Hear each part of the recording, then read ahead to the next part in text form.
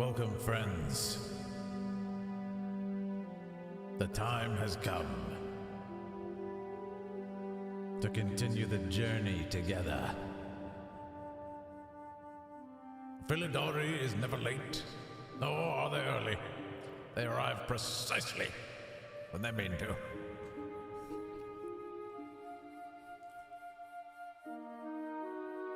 Let me see the helms and the swords in the chat. Let's continue our journey, everybody.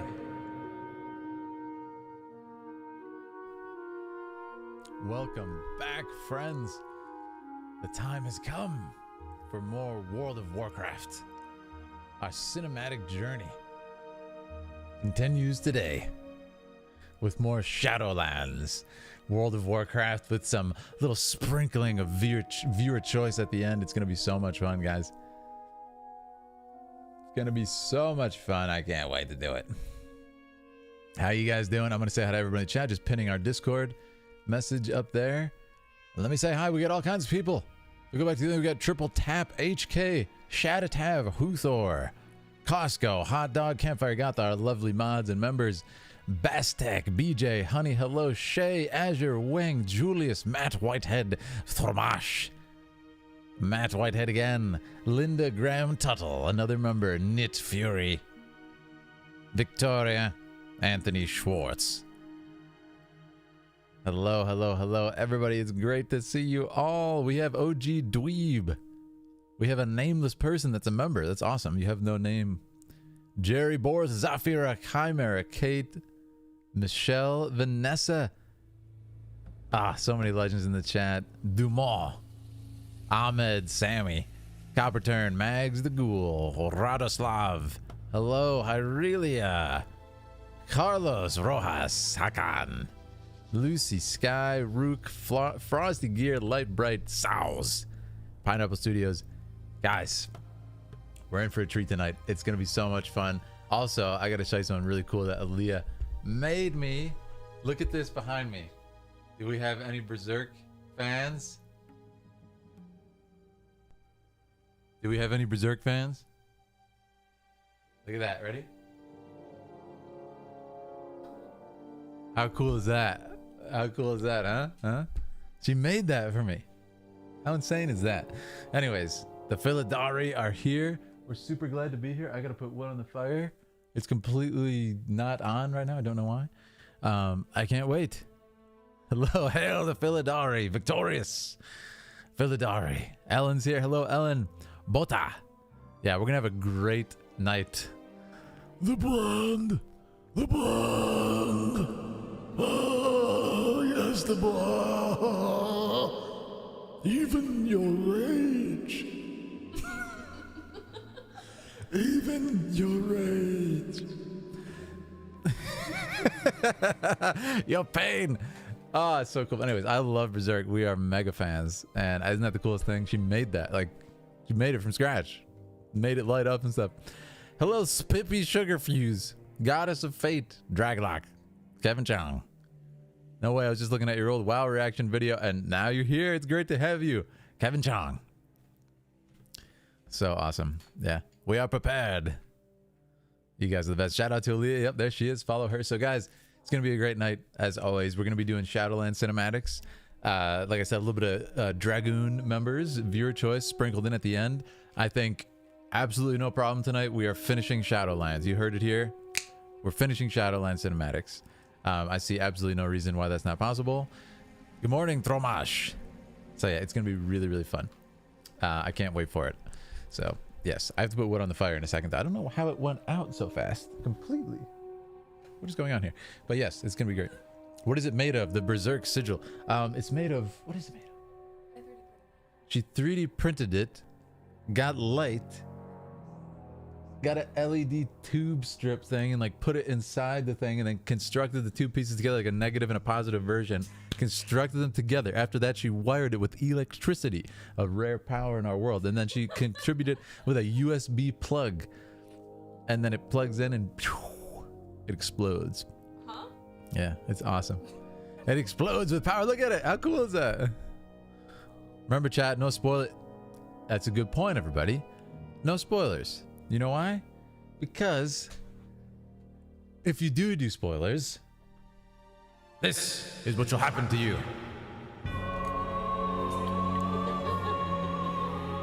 I, Philip of the Philidari, will show you your end.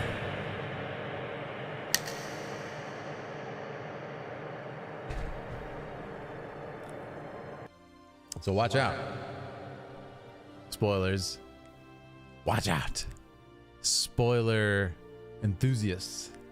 Be careful in the chat. My mods are on you. My mods are on you. Yes, if you guys do spoilers, redacted.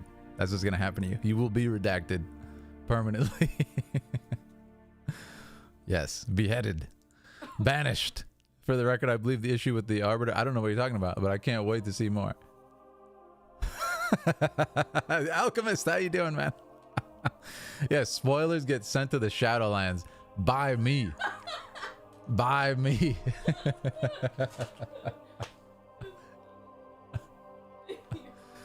Mods are on us. That's right. Sylvanas, best entry point in the stream. Just wait. Spoilers will be condemned to the maw.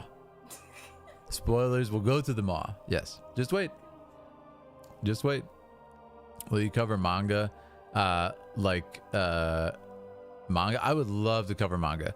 Absolutely. That's a really fun idea. You know, mentioning Berserk, I wonder if we could like show some panels from Berserk. That would be really cool. Yeah. We get locked in the maw.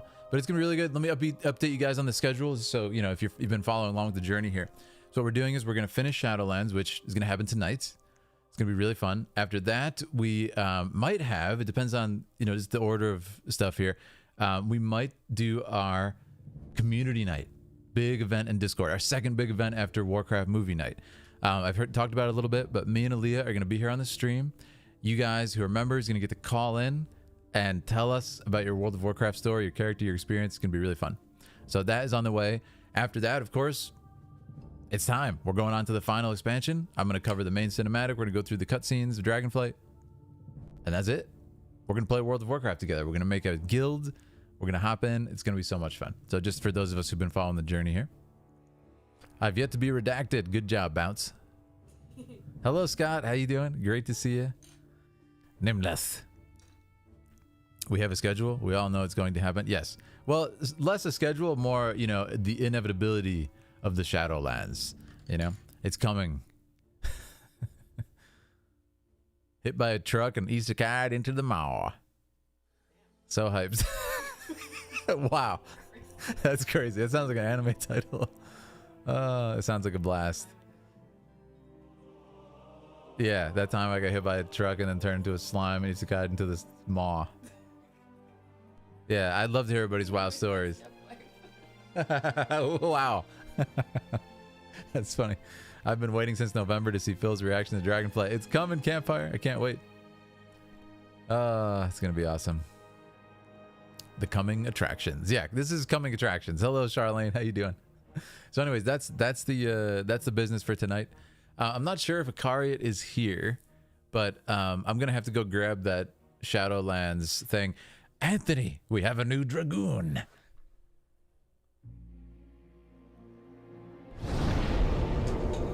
Anthony Schwartz.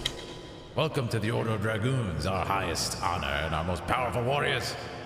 Stand among us, collect your equipment, and raise your banner as the Philidari. Thank you so much. And this just in from Josh Z. Phil, I don't know how you feel about Rebirths, but I'm convinced we're dealing with one time. Oh, you're talking about theories for Rebirth? I'm so excited for Rebirth, Josh. I have so many theories. Listen, you want to hear my theories for Rebirth? I had a literal 3-hour theory talk on this channel.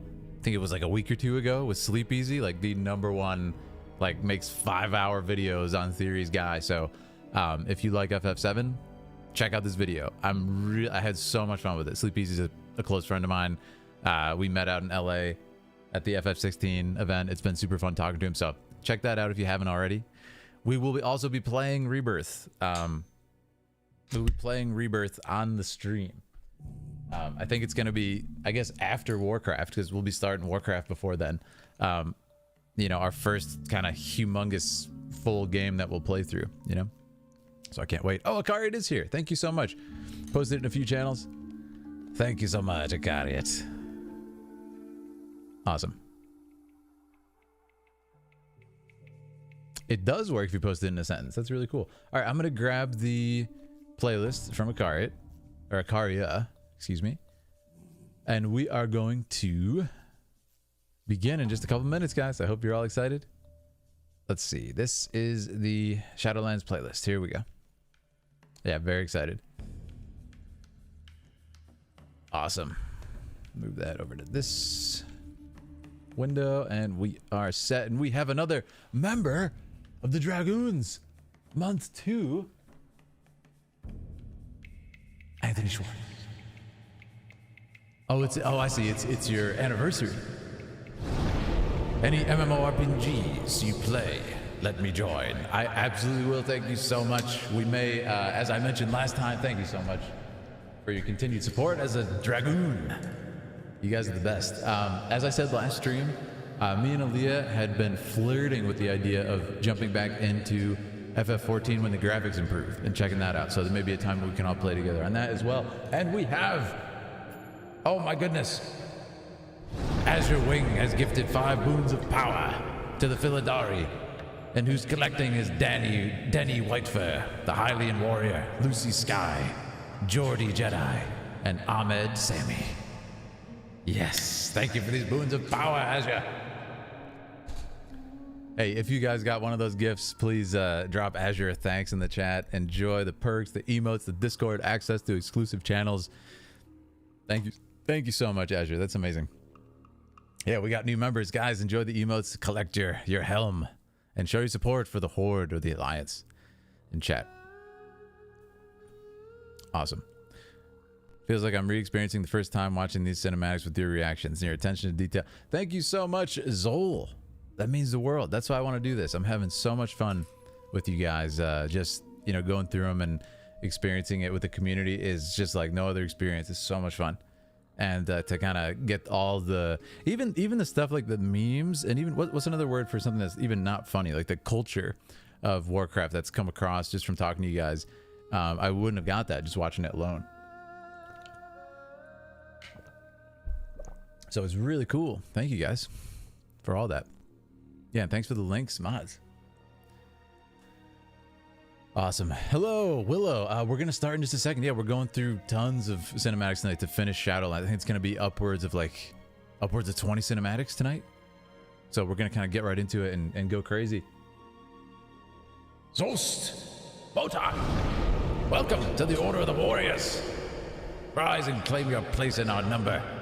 Raise your banner to the skies for the Philidari. Thank you so much.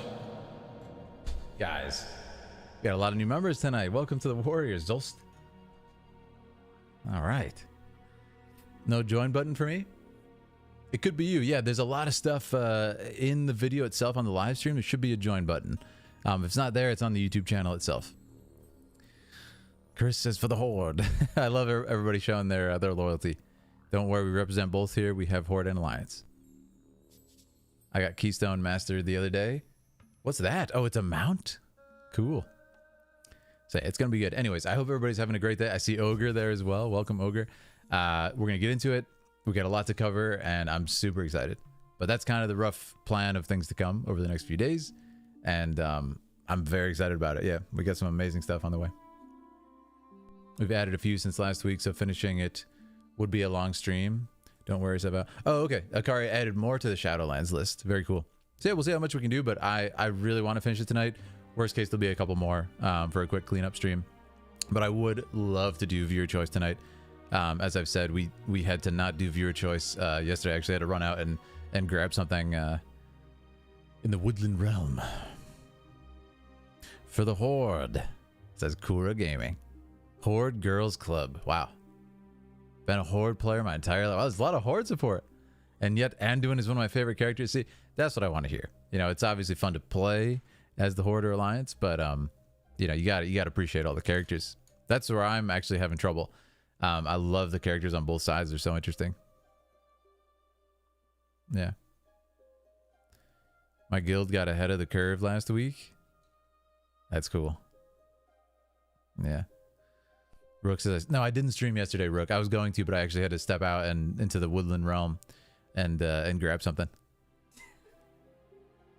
Yeah.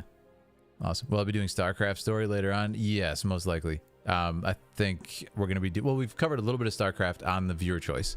So there might be more on the way. If not, we'll probably eventually get to it. Ellen says, Garrosh did nothing wrong. Interesting. Interesting opinion. We need more emotes. Yeah, we're gonna get on those. Don't worry, I've got a couple ideas. Oh.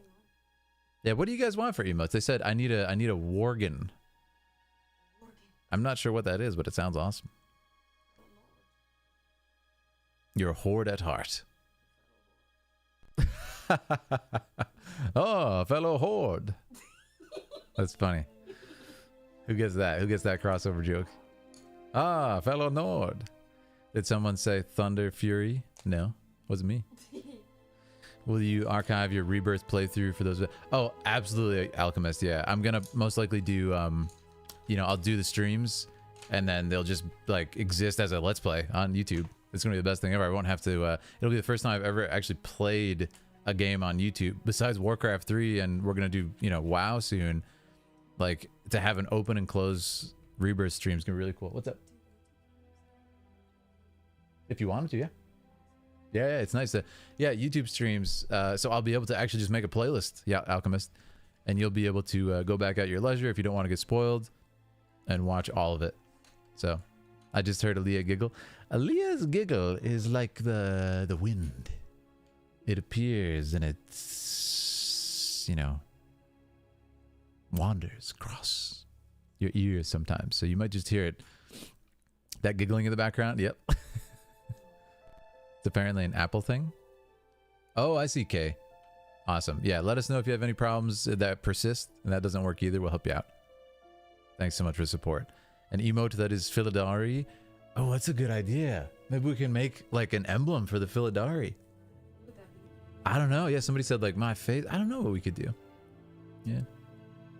Charlene says Aaliyah's laugh is greater than everything. Aaliyah's giggle. It is magical, yeah. It's a panacea, as I call it. I've tattooed my Worgen character on my arm. That's cool. And he says, for the Alliance.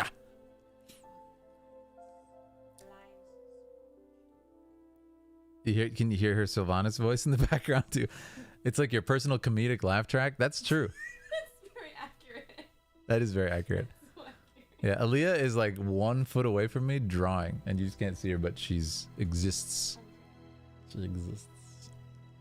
The emblems in WoW are really cool. Yeah, that's a great idea. We should write that down. I should write that down for an email. It's a great one. You'll have to choose an emblem. I can't wait. All right, guys, so it's about that time. I'm trying to think if there's any more announcements. I think for now, we're just going to get into it. I'm super excited. Hello, hey. Yeah. Yeah, again, we're probably doing retail just because it'll allow more people to join us, which is obviously the goal here with the community. We'll let you guys know what's up. Thought that was Wizards. Awesome. Oh, yes, let's do it. Let us begin, friends. Yes. All right, guys, I'm going to find where we were on the playlist, and we are beginning this glorious thing. I'm going to pause our amazing, nostalgic Warcraft music. I'm going to do my YouTube intro.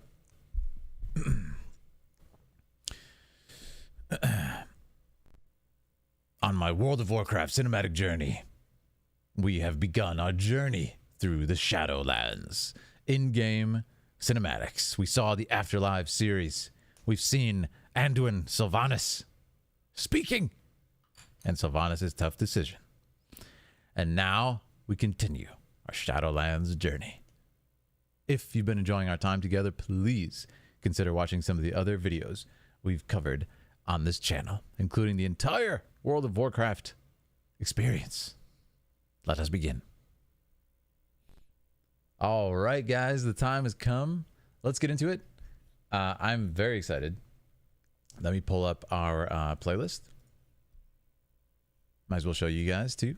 Here's the playlist that Akariat made. So Akariat, let me know if anything that you guys added came before, you know what I mean, and I missed it. Let me know if that happened. But for now, we're going to continue on where we were. People are saying link to playlist too if anyone wants to post it. It was posted in Discord. If one of the mods want to drop that playlist link, I can as well if it's too difficult. Hello Sarah Meeks. Hello Nimbarlo. Hello BLG. Lots of friends joining us tonight. Yeah, I'm really excited. So okay, I'm seeing, I think where we left off, we saw Tyrande versus Sylvanas. Amazing stuff. I'm gonna be posting that as its own YouTube video because I really enjoyed it, and I do love a good duel. And there's the playlist, guys, in chat. If you want to hop along and see where the night is gonna take us, you can follow along.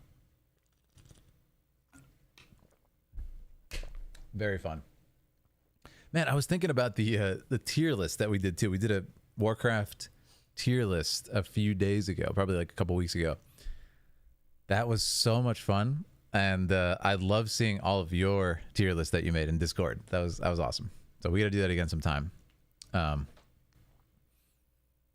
Attermeyer says Sylvanas burned down my treehouse. I'm so sad for you. I'm so sorry. All right, here we go.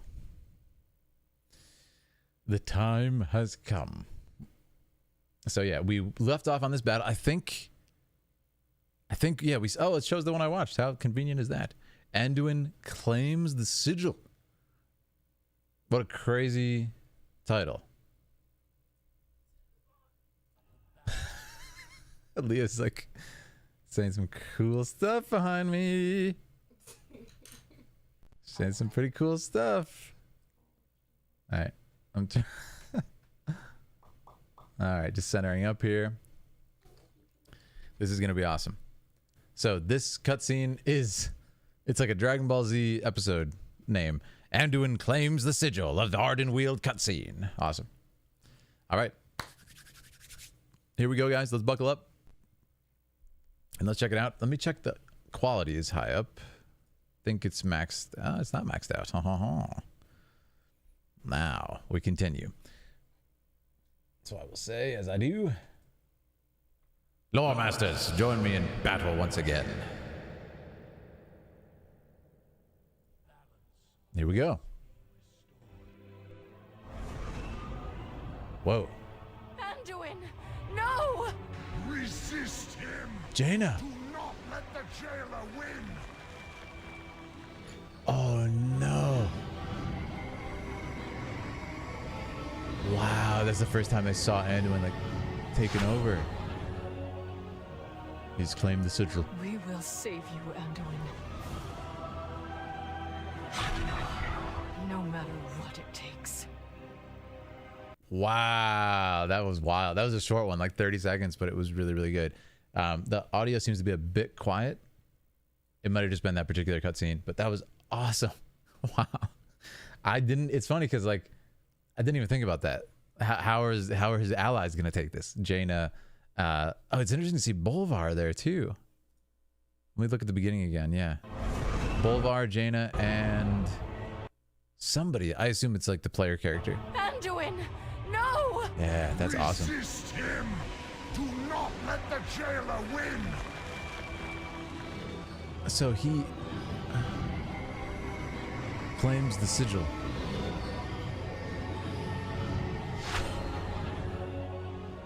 Okay, so I think We will save you, Anduin. No matter what it takes. it's kind of cool that he looks so different, right? Because it's like, you know, they don't think he betrayed them or anything. That, you know, they're instantly just like, oh, he's being controlled by the jailer. He would never do that. So that's pretty crazy. I really like that they kind of show from the character's perspective here. As I always say, there's an amazing cast in the game. Let's utilize them. Let's have some great character interactions, you know? This is awesome. Yeah. But I like how, so I kind of have a theory of what's happening here. When he stabbed the kind of arbiter person up in Bastion, he gathered this emblem, this sigil, and he seems to have done it now from Ardenweald. I assumed he would have to fight the queen, the Winter Queen of the Ardenweald, right? To do that. So did he fight the Winter Queen? How was he able to claim that? Lots of cool questions to answer here. This is the second sigil. Right. Yeah, he got the first one from up there. Yeah. First one was Bastion. Yeah, I saw the one where Anduin did his first attack. Yeah. It's funny that I didn't even cross my mind how his allies are going to take this. I was so, fixated on, him and Sylvanas. Oh no. He does look different. Yeah, he looks quite different. So, okay, this is really cool. This is the world building I was looking for. Like, remember I kept saying, like, why does Sylvanas just look like that now? Now I got my answer, right? Anduin now looks similar to Sylvanas. Like, whatever power has overtaken her and him changes their armor and everything. It's cool. Yeah, and their hair. All the covenants kept their sigils and hid them. Okay, I mean, it's pretty smart, right? They would do that.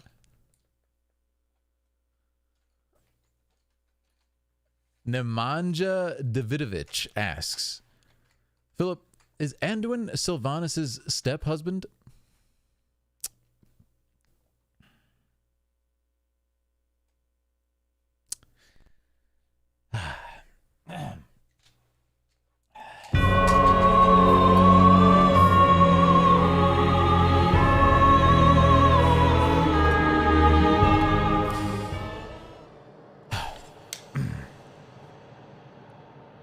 I'll resist. I will resist. You guys.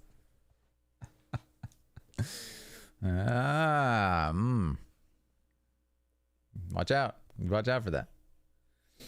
All right, next. Next on the list.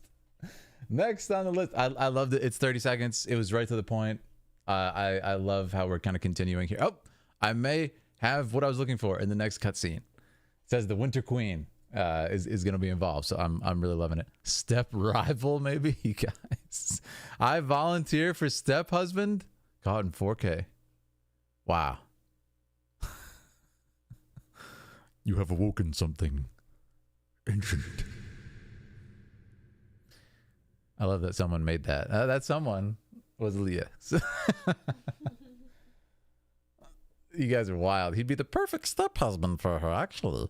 Why? Why is that? Anyways, let's continue.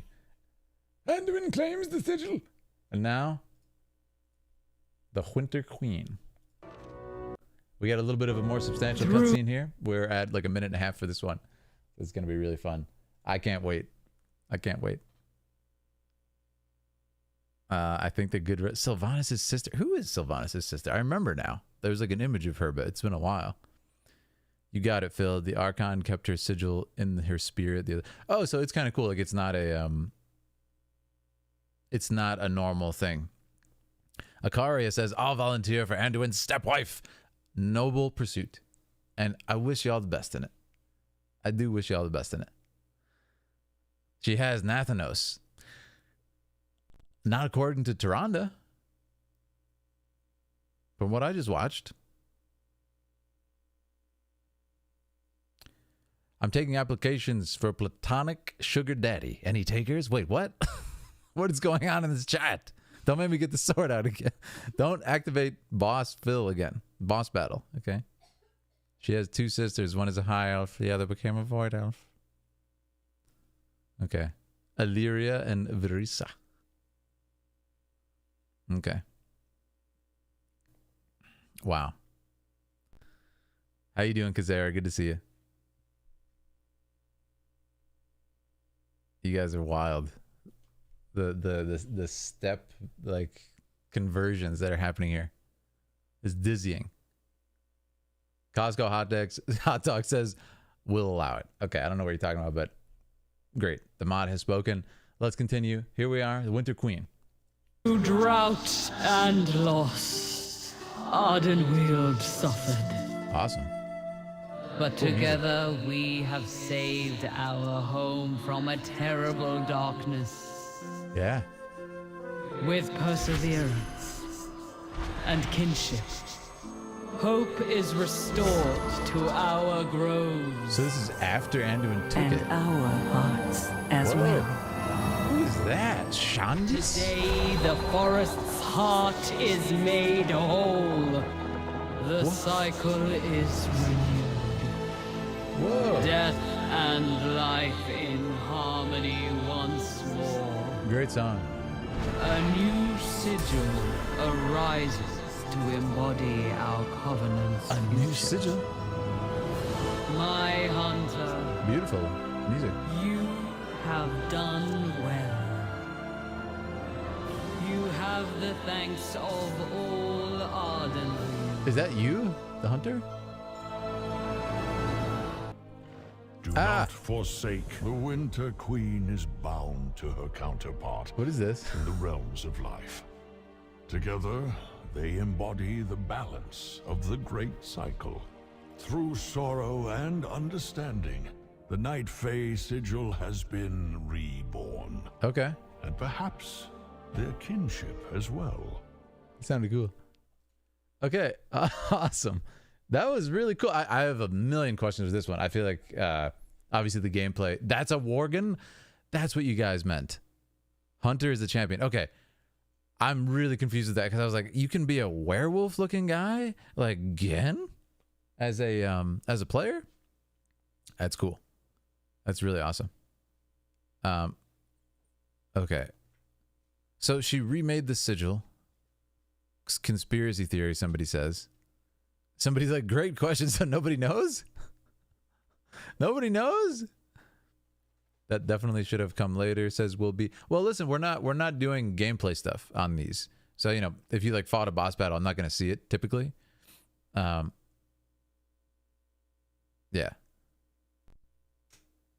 Worgen is the werewolf. Maybe. Only if you do. I'm pretty good. Only if you grab something. Okay. Thank you. All right. That's totally out of order. Well, listen, we don't do gameplay, so it might not be out of order. But I really like this one. I have a lot of questions about the lore of it, like how they remade the sigil, but I think it's actually quite cool, like sort of the mechanics of it. And I think it's really, I think it's very well done. Ooh, tray table. Yeah. Good idea. Yeah. Awesome. There's one before this. Did I miss one on the list? I swear I didn't. The cutscene at the end was a bit out of order, but it felt good enough to keep and didn't find a better cut. No, it's okay, Akari. Yeah. It's all good. I mean, I think, you know, I get what happened. They remade the sigil. I liked actually hearing the dialogue, Ikaria. I actually really like that context. It's just like one sentence. That was fine. That was fine. Gen's people in the lore became Worgen, and all Worgen players are, well, Worgen. Okay. Beautiful. So Anduin was like, finders, keepers, bye. And Winter Queen was like, psych, I'll just conjure a new one. I'm so confused. Never played this. That seems to be what happened, but clearly there was another step in there of like some significant thing. The music tells me, that's the beautiful thing about filmmaking, right? The music tells me that this is a pretty significant event, that she's like, I've made a new sigil and everybody's been reborn. Something big happened here. And also, obviously, the player was the hunter. She's like, thank you, my hunter, for doing this. You've saved us all. Like, you know, obviously there was a pretty significant quest that happened here. So I'm not, yeah, I don't think it's like just random or anything. Yeah, that was my question. Who is Shandris? Is the adoptive daughter of Tyrande? Tyrande has an adoptive daughter, but she has a real husband, not a step-husband. Okay. I'm understanding, I think. Let me understand. Okay, that's the hunter. That's us. That's the character. Now, who is this? Hope is restored to our groves. This is the first time I've heard And of. our hearts. Really cool. Almost like a rogue type character. Shandris, maybe? Pretty cool looking.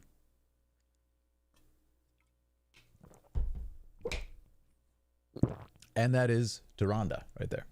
Of course. We helped recreate the sigil. It was all in-game quest stuff. Yeah, that's perfectly normal then. Just to point out, apart from the cinematics, the in-game ones, a lot of story happens in-game dialogue. Yeah, listen, I totally suspect that, Lorenzo, so it's all good. You know, you guys usually are really good at helping me fill in the in-betweens with lore. That's why I call you lore masters. She adopted her over 10,000 years ago? My goodness gracious. Tyranda's only daughter. Okay, Akaria, thank you. Winter Queen always reminds me of Lisa. It might be worth knowing that the place where they're standing in the cutscene is a stronghold. You build up. Wait, what? That's fun. So you build it yourself? Shinaris is one of the generals. Ooh, that explains the outfit. They're pretty cool, like leather helmet. Worgans are immune to the plague. Interesting. Very interesting. Yeah. Chandra's been around for a while in the game. She hasn't been in many, if any, cutscenes. Yeah, I mean, this is what's going to be fun about playing with you guys. Is there's so much that obviously doesn't make the cut. I mean, you got a cast of literally hundreds. I think there's actually probably hundreds of characters in this whole kind of cycle. So they can't all make it into the cutscenes. For example, I mean, Tyrande, we haven't really seen her until last expansion. I think it was last expansion we saw her obtain the power of Elune for the first time, and that was the most I'd seen of her, right? And now it's like, oh, she's fighting Nathanos and stuff. Really cool scenes happening. But I mean, I am all for a cast like this. You know, you got to utilize the characters, have them getting dirty, have them fighting and dying and stuff. I think it's really, really good. For example, what they did with Tyrande and Nathanos, I was like, oh, this is awesome. This is hype, which then led to amazing drama between Sylvanas and Tyrande and stuff, kind of bringing that up. So that's the kind of growth we want for these characters, you know? And even the stuff with Anduin and Sylvanas, like that's a significant jump from their almost like kind of playful rival generals, sort of like vague respect to each other, to this like serious decision that Sylvanas had to make. That's the kind of stuff you want to see with stories like this, I think, anyway. Anyways, I really love this one. The music, can we listen to it one more time? Listen to this. Heart is made whole. The cycle is renewed. What a commanding voice, too. Really good performance. And life in harmony once more.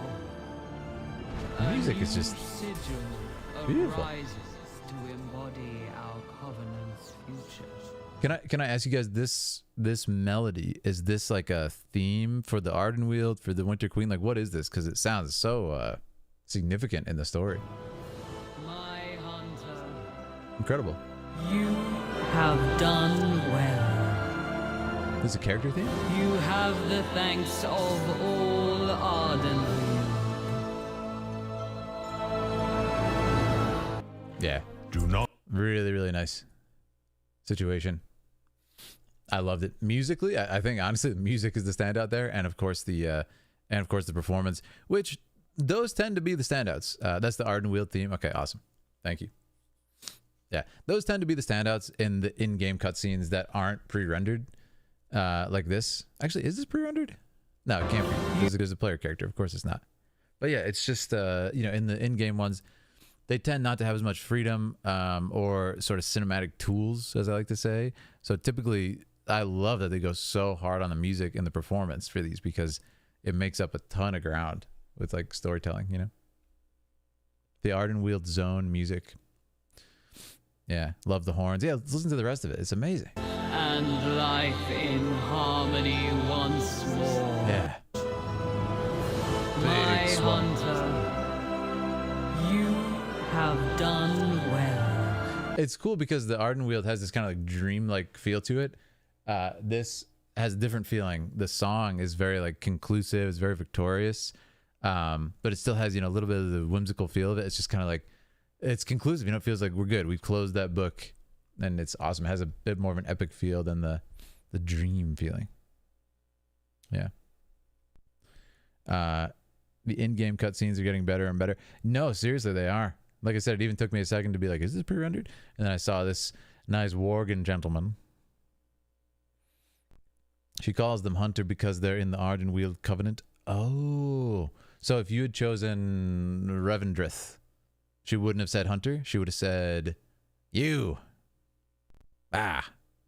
Thanks, right? Is there multiple voice lines, or is it just like you would have done a different quest line for that. Collect all the sigils. Anyways, I love it. Let's move on to the next one. Fantastic. Next, we have Kessa cutscene. That's a new character to me. It is indeed. Maybe a raid boss, perhaps? Ah! Man, I was thinking about when I was setting up the stream, how funny it was when we last streamed and we saw the, like, what do you call it? The transmog, as you guys call it, of this particular player character. It was the one where they're like, ah, yes, the Maw Walker has returned. Look at him. And it was like the weirdest outfit that the player chose. And I didn't know it was a player. And I was just like, who is that character? Like, what? Oh, that's a weird looking character. And everybody's just dying laughing in the chat. Like, yeah, that's the player. I have never seen an outfit like that. I don't know what they're doing. That was so funny because I was like, who is this character? Wow. Strange design. You guys are like, that's not a design. That's just an unfortunate player. Some people significantly put together really goofy transmogs for epic cutscenes. Yeah. Yeah. Leah just said it's like Tears of the Kingdom or Breath of the Wild, where it's like, Link. Ah. And then he's wearing like this ridiculous, you know, whatever, mixed match stuff. They were sent to Revendreth to pay for the sins of their Mog. Yeah, makes sense. They're going to be there for a while, Ikaria. They're going to be there for a good 100 years.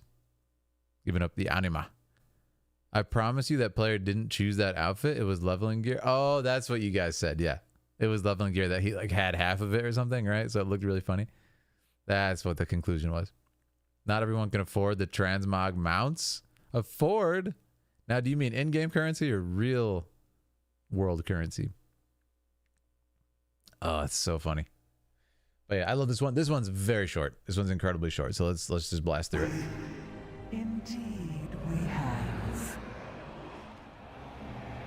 Ooh. What? Thank you for all your valuable assistance, mortals. Oh.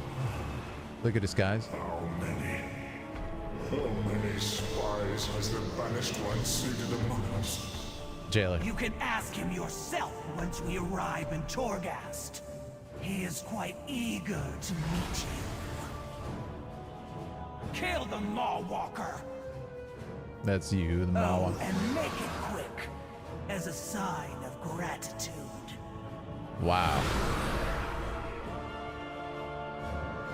That's so fun. The Maw. See, this is why I keep getting confused. The character looks so different in every scene. 100,000 gold? What? Now that's a mock. Yeah, that looks cool. See, it looks like a Greek warrior. Looks like a hoplite warrior. That's awesome. Yeah, that's a cool one.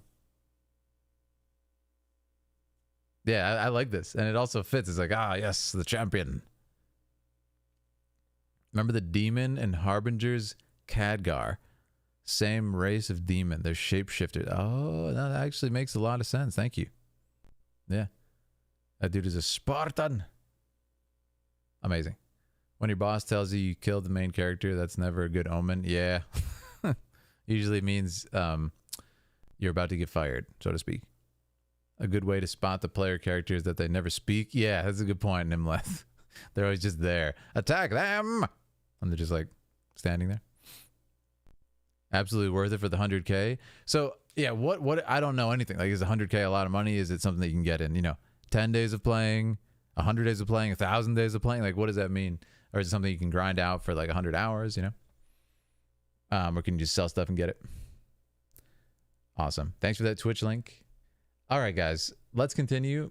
Obviously, really cool character reveal here. The voice is super unique here. I really like it. Listen to this. You can ask him yourself once we arrive in Torghast. He is quite eager to meet you. Kill the Maw Walker. Oh, and make it quick, as a sign of gratitude. There's a really cool sort of like voice acting choice the performer was making here, and it's like it's kind of like put a lot of emphasis on the last syllable, kind of like make it quick, in the last syllable every time, and it is really cool, unique voice because of that. $10, you can buy tokens, gets you 300k. $10, a couple months of hard work. Oh, that's a lot. That's a lot. Draka's voice actress, it actually probably is. Draka's voice is very similar. Yeah. This is awesome. But yeah, I loved it. Performance is the standout there. Really cool design for this character as well. All right, guys. Moving on. We have the Nath Razim cutscene. Another really short one. So we are just blasting through these, man. This is so much fun. What? Ooh, I like the look of this. Okay. While you remained fixated on a paltry medallion. Oh, this is the sword. We seized the true prize. Who is that? Remornia, with the Sire's essence held within it. They're going for the sword. Yeah. Our mission never changed. For eons, we have done the Master's bidding in secret across countless realities. Okay, she's going for it. Yep, makes sense. The Scourge. She grabbed it. Argus, all pawns in a game beyond your grasp. One that now nears its end. That was really cool. I liked it. One question. Be warned. Whoa, we hopped on to the next one. One question. What is this? Is this one of those light beings? Like rejection of the gift type situation? That's watching over the sword? Yeah. Just walks up, grabs it. Like, what's going on here? And then they were able to, like, kind of paralyze it for a second and grab the sword. That's cool. Huge lore moment. And then the question, sort of the implications of, like, Charlene says $20 for tokens. Okay. Yeah. That's cool. Just by playing casually, I can make around 100k a month, says Edgy. Focus on grinding gold. You can do that in a couple of days. Okay. Interesting. You guys, I'm paying attention. See? That's a Nara. A being of light. So yeah. Question. Him being kind of like sealed away, kind of like Ganondorf type situation here. What does that mean? Like, can like he have any sort of free? Are they trying to free him? I mean, I'm sure I'll see in a second, but really cool. The Dreadlords, Nathrazim, who the universe has always known as demons, are actually Denathrius' children. Oh, okay, that makes sense. I was just gonna ask. They kind of look like him, but also not exactly the same. That makes sense. Naaru.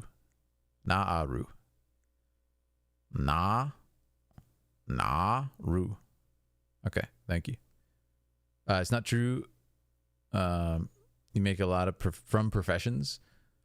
1 hour per week to take a month. Okay, that makes sense. Awesome. All right, I really like it. Yeah, I'm glad. I hope the character gets more play because I really like Ray Chase and I think he did a fantastic job as the character too. But this was a cool scene. Yeah, really quick, but a lot happened. A lot happened. Anthony says I wouldn't think too much about Shadowlands lore. Really? I mean, it's held up for me so far. This is basically the last we hear. Okay. Awesome. Infiltrated the light's realm. They're sort of light-based demigods, says Matt. They can also turn into shadow void beings. Interesting. They're vulnerable. Oh, that makes sense. Yeah. We actually saw in the cutscene that Revendreth people just burn up from light. So I mean that makes sense. Put a light being there, right? The guard. Awesome. All right, let's go to the next one. Fantastic. Uther. Be warned. Oh, this is exciting. Let's see what happens here. Uther, we have never attempted anything of this nature before. I'm glad he's in it. I will endure whatever I must to be whole again. Awesome. He wants to become whole.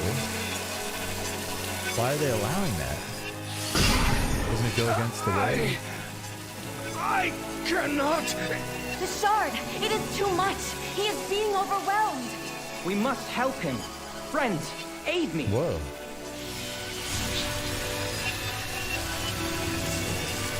Uther, hold strong. Cool. Allow your memories to flow through you. So he wants his memory. Okay.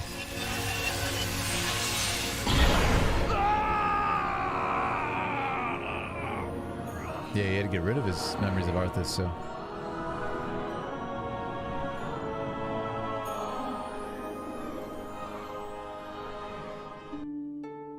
That was really cool. Yeah. So something's going on. The way was faulty.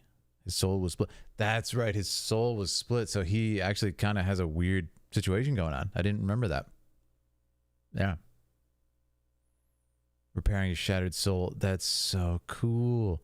So were they able to like get part of his soul back from Frostmourne? That's crazy. Wow.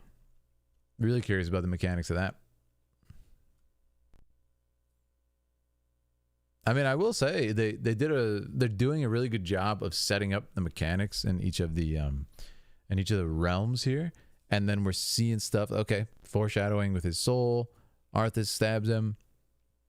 You know, we're seeing the people. I have a question: is Devos still around? His kind of like, I don't know what the word is. Senpai.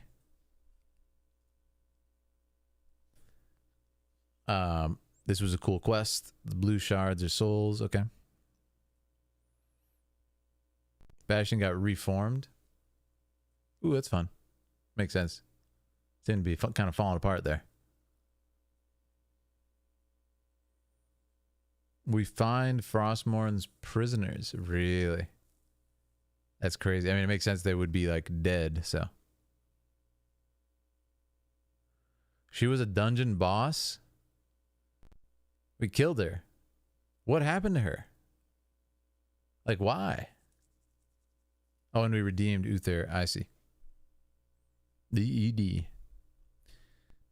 Rip Devos. All right. Well, that answers that. Yeah, this was really cool. Again, just sort of mechanically speaking, world buildingly speaking, a lot of these are paying off. A lot of these are really short, straight to the point, quite simple with the shots, but it's like continuing everything that they've set up. So it's great in my book.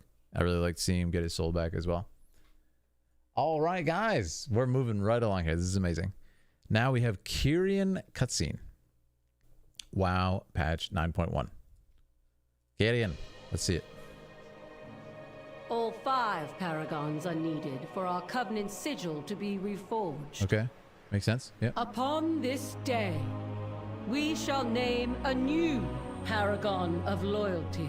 Really? My Archon. Loyalty bereft of compassion fractured the very heart of the Kiran. Yeah. Perhaps what we need is not loyalty, but devotion to our cause, I like that. Each other. And to the souls we usher into the Shadowlands. When Devos turned against us, Devos. I met her with spear in hand. There was truth in her words, but I did not listen. Yeah. Let us learn from Uther's example.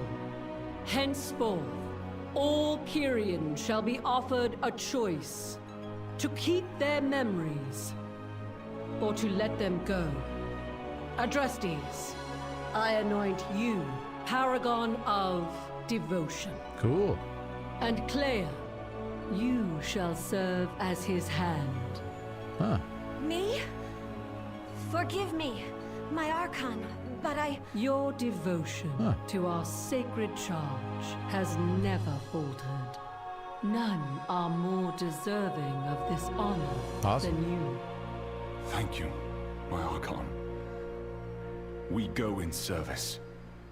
That was really cool. I like that one. So why did they destroy Devos? Like what step did I miss? Because okay, we admit she was right. We raised spear against, like, what was the part where they found out what Devos and Uther did and they're like, anyways, kill her? Like, what did I miss there? But really, really cool scene. Again, I like seeing, I was afraid they would have built up all this really cool stuff with the Afterlives series and then not really do anything with it. So I do like how we're getting a lot of the cultures of each one explored, and I like how we're seeing things happen to them. They're not just like, you know, sort of conveyor belts that deal with souls forever. Like, we're seeing developments in them. We're seeing an evolution of them, you know?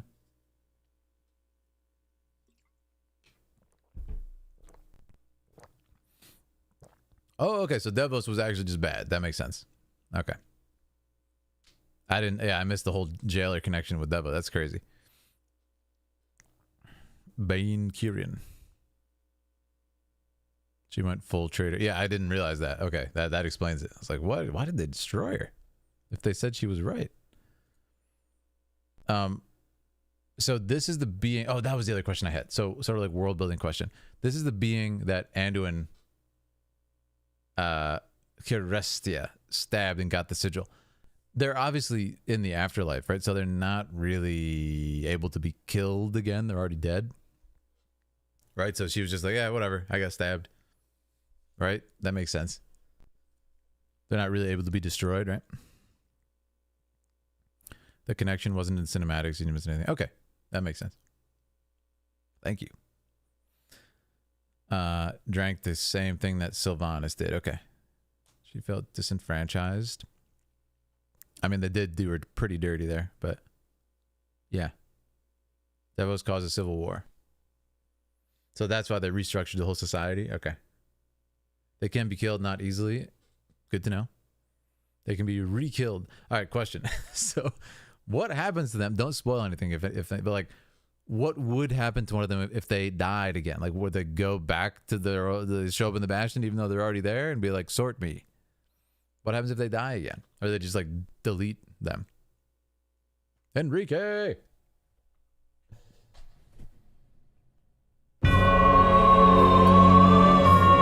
So much for 5. Finland just got to the stream.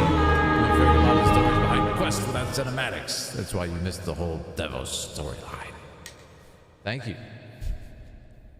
Thank you so much, Enrique, for that. Spoilers? Okay, I won't inquire any further then. Redacted. Yeah, I assume they are like extra dead. Yeah. Kind of like in The Princess Bride. It's only mostly dead. But then they... Yeah.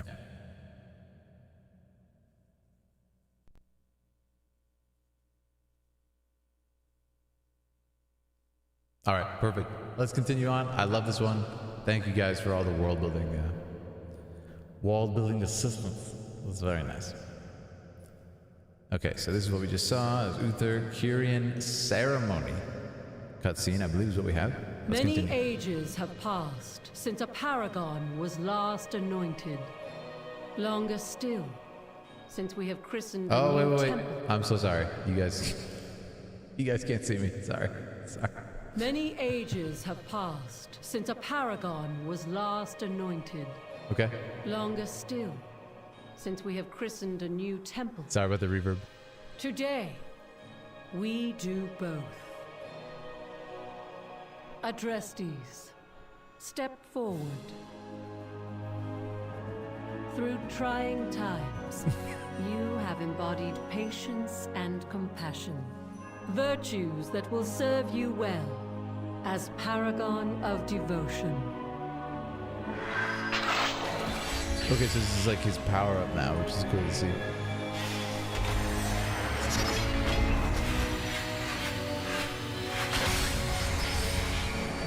Whoa. Is he actually like changing? 5 temples, 5 paragons. Sweet.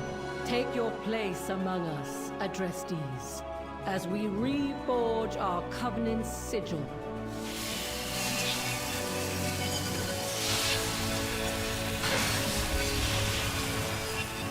A symbol of our new path forward.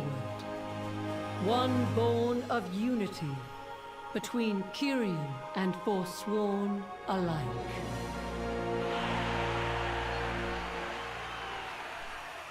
Cool. Yeah, again, I'm actually sorry about like the disaster. Everything was still on. I really like the sort of attention to detail here. Like we're getting an extra ceremony on top of it. much deeper on the cultural side than I thought they would go with each of these. Again, that was kind of my only fear with the Shadowlands, was that if they established, what is there, 4, right, of like the Afterlives places, I guess not counting the Maw, to like build up all these really cool ideas and not really do anything with them. So yeah, I think it's amazing that we're going so deep into each one, and it's really been pretty rewarding. Again, just from the curiosity of like what are these cultures. It's great, and to see, okay, this is how they power up. Yeah, but this was nice. Really good. Really good images here. I actually quite like on this one how there's a lot of like overhead sort of establishing shot territory, because there's a lot of people. You know, it's a big ceremony. I would have done a similar thing from this angle. You have embodied patience and compassion, virtues that will serve you well as paragon of devotion. That was cool too. There's like the light fills up through the ground. Yeah.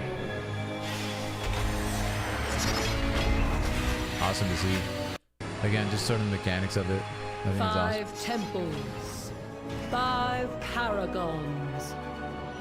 Take your place among us, Adrestes, as we reforge our covenant's sigil.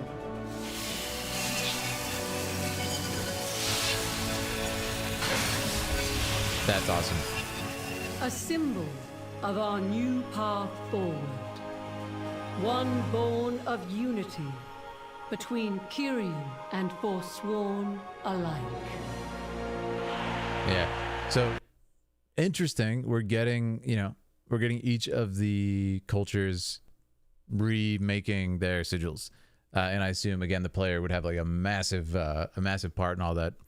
And I think it's really cool to see how the different cultures handle it. And sort of musically is also really nice, because we have distinct musical themes and moods for each place. Like I said, Ardenweald had this like dreamlike feel to it that that is quite different, you know, than this, which on this is it's more, I don't know, like heroic and more sort of like divine, which typically is how the Bastion was presented, even in the pre-rendered situation and in the Afterlives sort of like storyboards. So I like it. Yeah. It's awesome. It's all okay until you start attacking with that sword of yours. Okay. Yeah,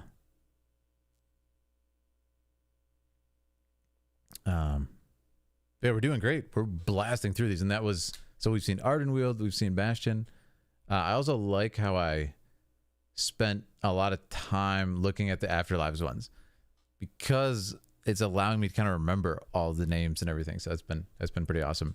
All right, there's our ceremony. So we are now on video 34 on the playlist. It's a lot of videos. Primus returns. Now this, I think, is going to be Anduin, possibly. So let's buckle up and watch. Whoa. Oh no, is that, he's like using the sigils? Remember. The rune carver? Dude. Is that the rune carver? I remember everything. Oh no.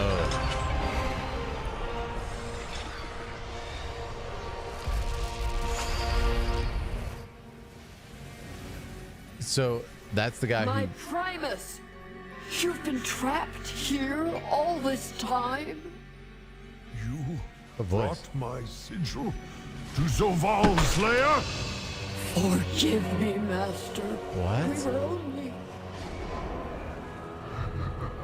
What? They were deceived. He is coming. Prepare yourselves. We make our stand now. I will Whoa. Okay, that was awesome. Yeah, I really like this. So this is the rune carver. This is the guy, I think, who actually carved the runes on Frostmourne, which is very significant.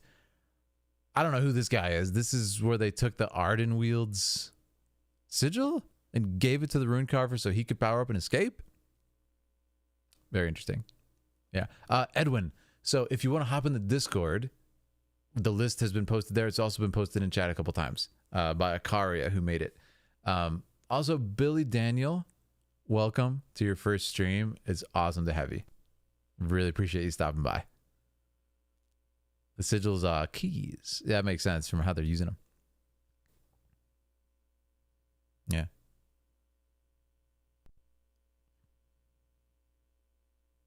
Maldraxxus. Oh, that was Maldraxxus. That makes sense. It was green, right? Maldraxxus. He's the leader. Oh, okay. That makes actually a lot more sense. Yeah.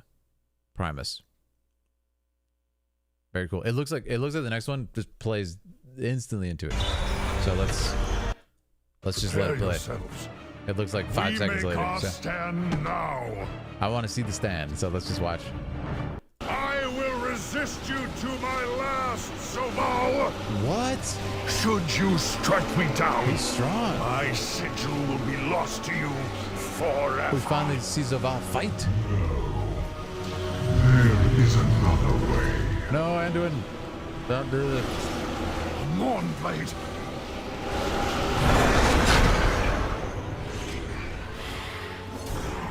No, Anduin.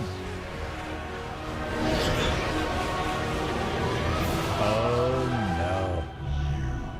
The rest will bear witness to my victory. The banished. Oh, that was a significant loss right there. Wow, that was crazy. So this is pretty cool. We haven't really seen the jailer like get his hands dirty. I mean, I guess in the first Maw stuff, a little bit. But for me, who's not like fought battles and everything, this is really significant, and it's cool to see him in the action again here. Yeah, really interesting. He's the Primus leader in Maldraxxus, says Billy Daniel. Okay. He is equal in power to the other Covenant leaders. Good to know. So the jailer is equal to the other ones. It's kind of interesting to see he's actually equal. Like he was kind of locked right there until he used the Anduin assist to save himself. It's kind of a stalemate. Yeah. Somehow the rune carver, whatever his name is, reminds me of Jetfire. I'm not sure who that is. Sounds cool though. Yeah. Have you noticed the jailer has runes? I have, yeah. Very suspicious and interesting. Yeah, he's got some runes right on his face. Hello, Kajitan. Hi, I just wanted to say I stumbled onto your channel like 2 months ago and love your content. It's nice to finally be up. Welcome. If this is your first stream, it's great to have you here. It's great to have you here. Thank you so much for the kind words. And I'm glad everybody's been enjoying the Warcraft journey. We're getting there now. We're almost done with the cutscenes. I mean, there's only so much more. Can we poll who thinks he's secretly a bad guy? Because it really felt that way to me and other lore. Wait. Yeah, I'll definitely do a poll, but who? You mean the Primus? Yeah, we'll do that. Just confirm who you mean. Primus is the strongest. He lead other leaders against the jailer. Oh, wow. So, okay. Confirmed he just fought the strongest and held his own against him, or they were locked. That's crazy. If you guys want to do a poll, we can do that. Interesting. Primus? Okay. So is the poll going to be, is Primus secretly a bad guy? Let's do it. I love a good poll, and I'd love to hear from the community.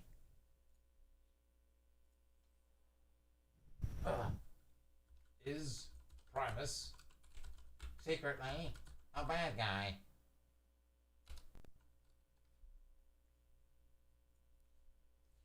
All right, guys, I started the poll. We're going on 100 likes on the stream, by the way. Thank you so much, guys, for that.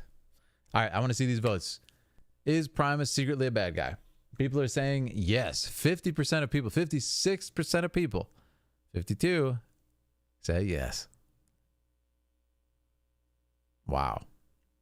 It's actually kind of cool. It's just above. Yeah, 50-50 split, but it's still yes.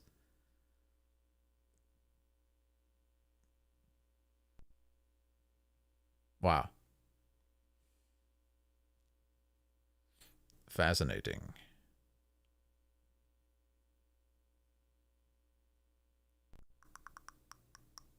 Well, I'm going to keep watching and see if you guys are right. But it's 50-50 split, so very interesting. Indeed. Perfectly balanced. Yeah, 50%. All right, we'll end it. We'll end it there. Thank you so much, everybody, for voting. Let's continue our lovely experience. But I like this one. Very, very, very curious about the rune carver. I want to see more on this character. As far as the shots here and everything, it was cool. There's a nice confrontational effect to that, like power in between them and everything. And Anduin. Yeah, that was actually pretty cool for an in-game cutscene.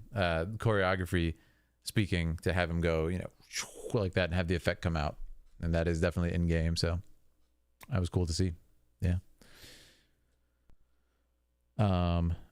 Very cool. All right. 100% believe. Cool. All right, let's continue. I definitely enjoyed this one. I'm gonna go back to the playlist here, and we saw this one, so we're on Garrosh Hellscream cutscene. You don't say, guys. Yeah, don't say. Okay, this. Wow, that just came out of nowhere with the story. Okay, sorry. Garrosh. He's freed. Wait. I said I must answer for my crimes. Repent for my sins. Okay. But every choice I made, I would proudly make again. You will submit. I submit to no one. Not you.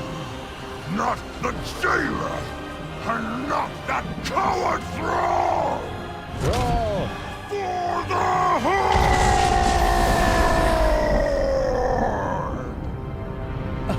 That was awesome. What the heck? Aaliyah's like, that sounds like you. For the whole. That was awesome. Yeah, that was just pure hype. So I really like this effect that it did with the close-up on Garrosh right here. That was really cool. Also, I'm getting big Shakespeare vibes from this, from Titus Andronicus, if anyone knows that play. This particular character. This has similar lines. This is probably a reference or inspired. This part is really cool. I like the, not you, and then we punch in.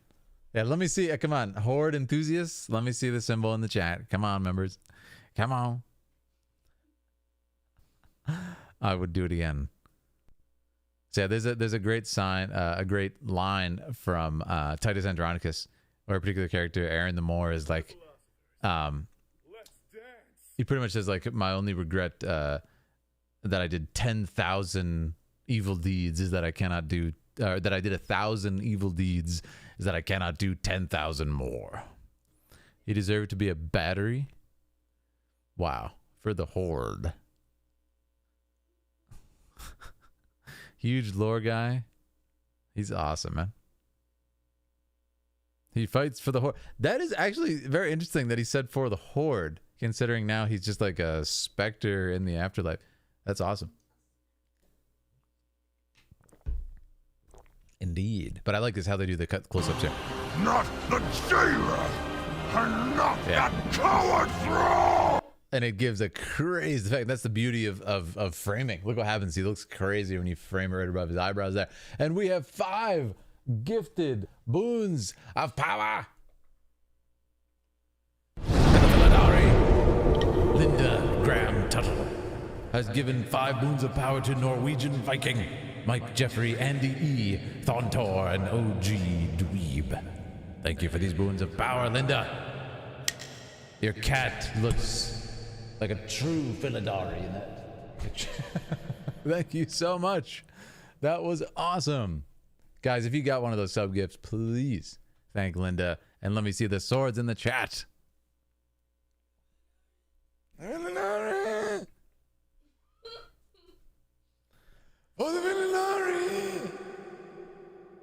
Thank you so much for the gifts. Yeah, that was awesome.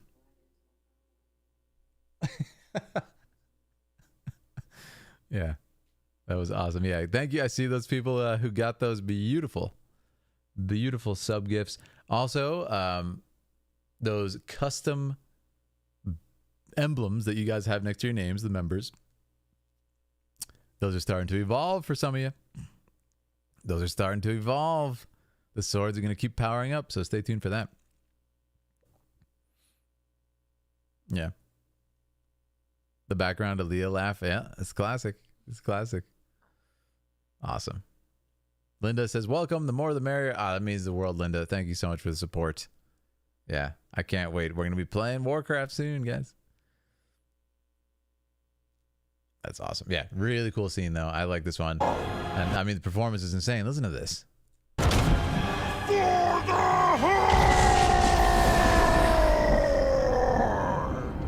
Insanity.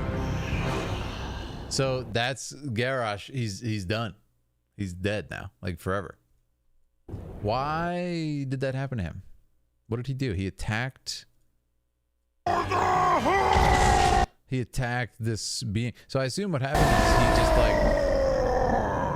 I assume what happened is he just was like, I'm tired of doing this. I'm gonna fight, even if it means I'll be burned up.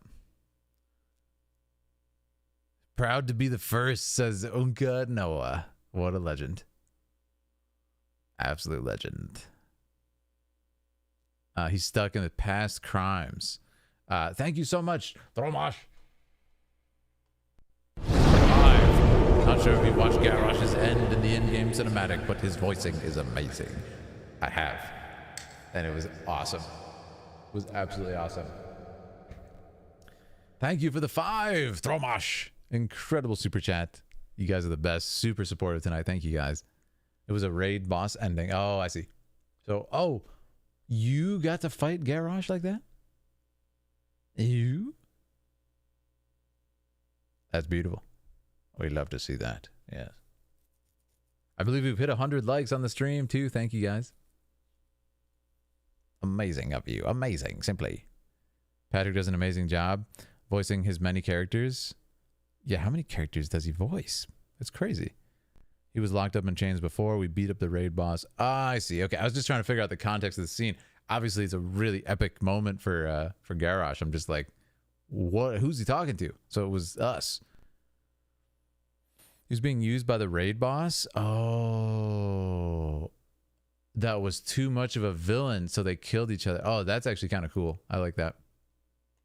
Yeah, that's actually really fun. We fought his tormentor, and then Garrosh stole our kill. I'm gonna be honest, that was actually pretty awesome. I might have been more upset if I played that, but that was cool. Yeah, really fun. Yeah, this was a unexpected cutscene. I mean, listen, it seems like the methodology that Blizzard was going on with Afterlives was like, all right, we have a lot of cool characters that we can call back to. We have a lot of people that we can utilize in the afterlife because, you know, the story's been going on for however many years, and a lot of people passed away and are in the afterlife. We can kind of have them and you know, do some world building with the afterlife, show them and how they're interacting and living in these different places. And at the same time, give the player a completely new set of worlds to explore. Like, I get it. It makes sense. It does. There's a fan-made version of this. That's like 100 times better, really. Is it by that particular guy? What was his name? Hurricane? Oh, yeah. They were milking Garrosh for his pride, and he was pretty much unlimited source of it. I mean, listen to him. Yeah. I'd do it all again. Instead of Shadowlands, can we call it Steel Lands? Why? Because he stole your Smash Bros. % hit? That's crazy. This cutscene was done by one single developer. That's crazy. Yeah. We reached the juicy cutscenes. Clearly, yeah, it's getting crazy in here. I don't how many. Let me check how many we have left. We've done a ton tonight already. We're on 36 of. Oh wow. Okay, we're on 36 of 56. So I think Akaria, we ended up adding a lot to this, which is cool. I enjoy seeing these. So, but yeah, we've covered I think a lot already tonight, which is amazing. I think, guys, it's about time for a snack break and a stretch break, as we love to do. So let's get our Warcraft music going. We're into the juicy ones now, so it's gonna get crazy in here. We're about 2 hours into the stream. So as we do, we're gonna get a drink break, snack break, go get your favorite stuff, and then after I'm back, you guys can tell me about it, as is our tradition, what you're eating and drinking. Really fun. But thank you all so far. It's already been an awesome stream. I've learned so much. We've covered at least 10 cutscenes now, probably more, and we got 20 more. I think exactly. So can we do it? We're gonna try, that's for sure. Let's see how far we can get. I do want to do some viewer choice tonight though, so yes, we'll see. But we ended up adding a lot to the list that I didn't know about, so it's okay if we don't finish tonight. I would like to though. We'll see how far we get. Yeah, anyways, thanks for all the links, guys. And I'll be back in a minute. Listen to the cool music if you're just chilling. If not, go grab your snacks.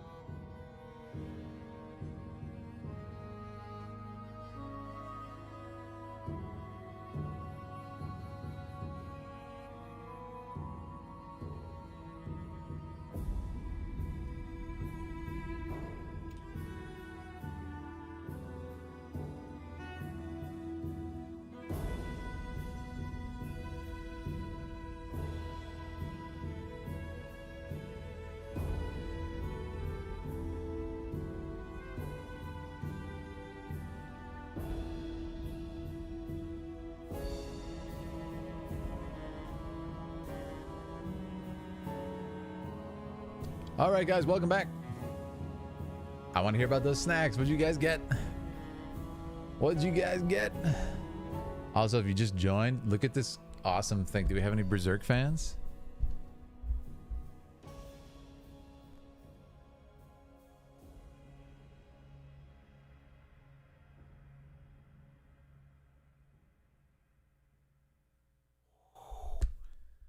Chips and cheese. Chips and cream cheese from Honeycut. Hello, Angela Mayer. Mac and cheese bites with a coffee for warmth and a negative 25 Fahrenheit wind chill at my house. What the heck? I think a good fix would be that we find out the Shadowlands. Salted peanuts. Salted peanuts. Pretzels. Heck yeah. Pie. Special brownies. Hot milk. Ginger snaps and small Coke. Coffee. What? Souls of Lalafelds. What the heck? Strawberries. Wait, what? What? A backstretch sandwich, a cup of fruit juice, and a cookie. Making salmon, wild rice. Very nice. Salted popcorn and some water for drink. Dill pickle sunflower seeds. What? That's amazing. Couldn't move. Cat is napping on me. Ah, Ebo. Hang on there. Cheese and onion crisps. They have crisps. DQ, water and marshmallows. Ants on a stick. Oh no, is that? It's gonna require. Is that salsa? It's gonna require like a massive lever. You can't. If you go up. Hold on.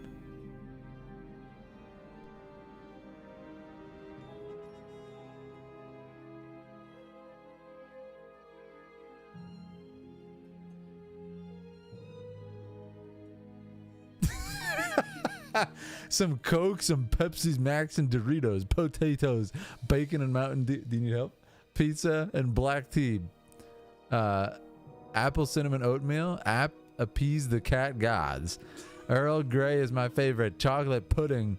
What the heck? You guys got some good snacks tonight, man. What's going on? I swear at one of the other streams you guys were like water and dirt. Souls of the danged. What the? I had a fig glazed cashew the other day. Wow. Nacho cereal. Crushed chips and warm, hot melted cheese with jalapenos. Sweet and salty kettle corn. What the? Yeah, I told you your secret way. It's very hard. It's all right. I'll do it. I'm gonna have to take a break though. All right. Hot chocolate. I feel for you guys. 5 inches of snow. Hot coffee, pork chops, and a heated blanket for desert to stave off the negative 50 degrees Celsius wind chill. Wait a second. What? I'll trade you cold folks for southern hemisphere. Not here. I've got a fever. Ah, I'm sorry to hear that. Cherry pie. Wendy's. Homemade guac and chips. Dirt. That's a good idea. Avocado with cheese. That's good stuff right there. Aaliyah needs help opening her salsa. I'm gonna have to do it with the sword. That's so funny. Watching on YouTube since your war within. Thank you, Kaleo TV. First time being in chat. Thank you for low-key teaching me about film. Hey, no worries. That's the intention, but you know, also just to give you guys a deep appreciation for the stuff you love. So, winter panic shopping has happened. A bag of cookies, and I got a kilo. Westfall dirt pie is very good, I'll have you know. Winter storms make the Midwest snack hard. Hello, Kiritasu. I'm a wimp, says Matt. Nah. Best meal in Undercity is a deep plague fried gnome. Huh? Snowstorm?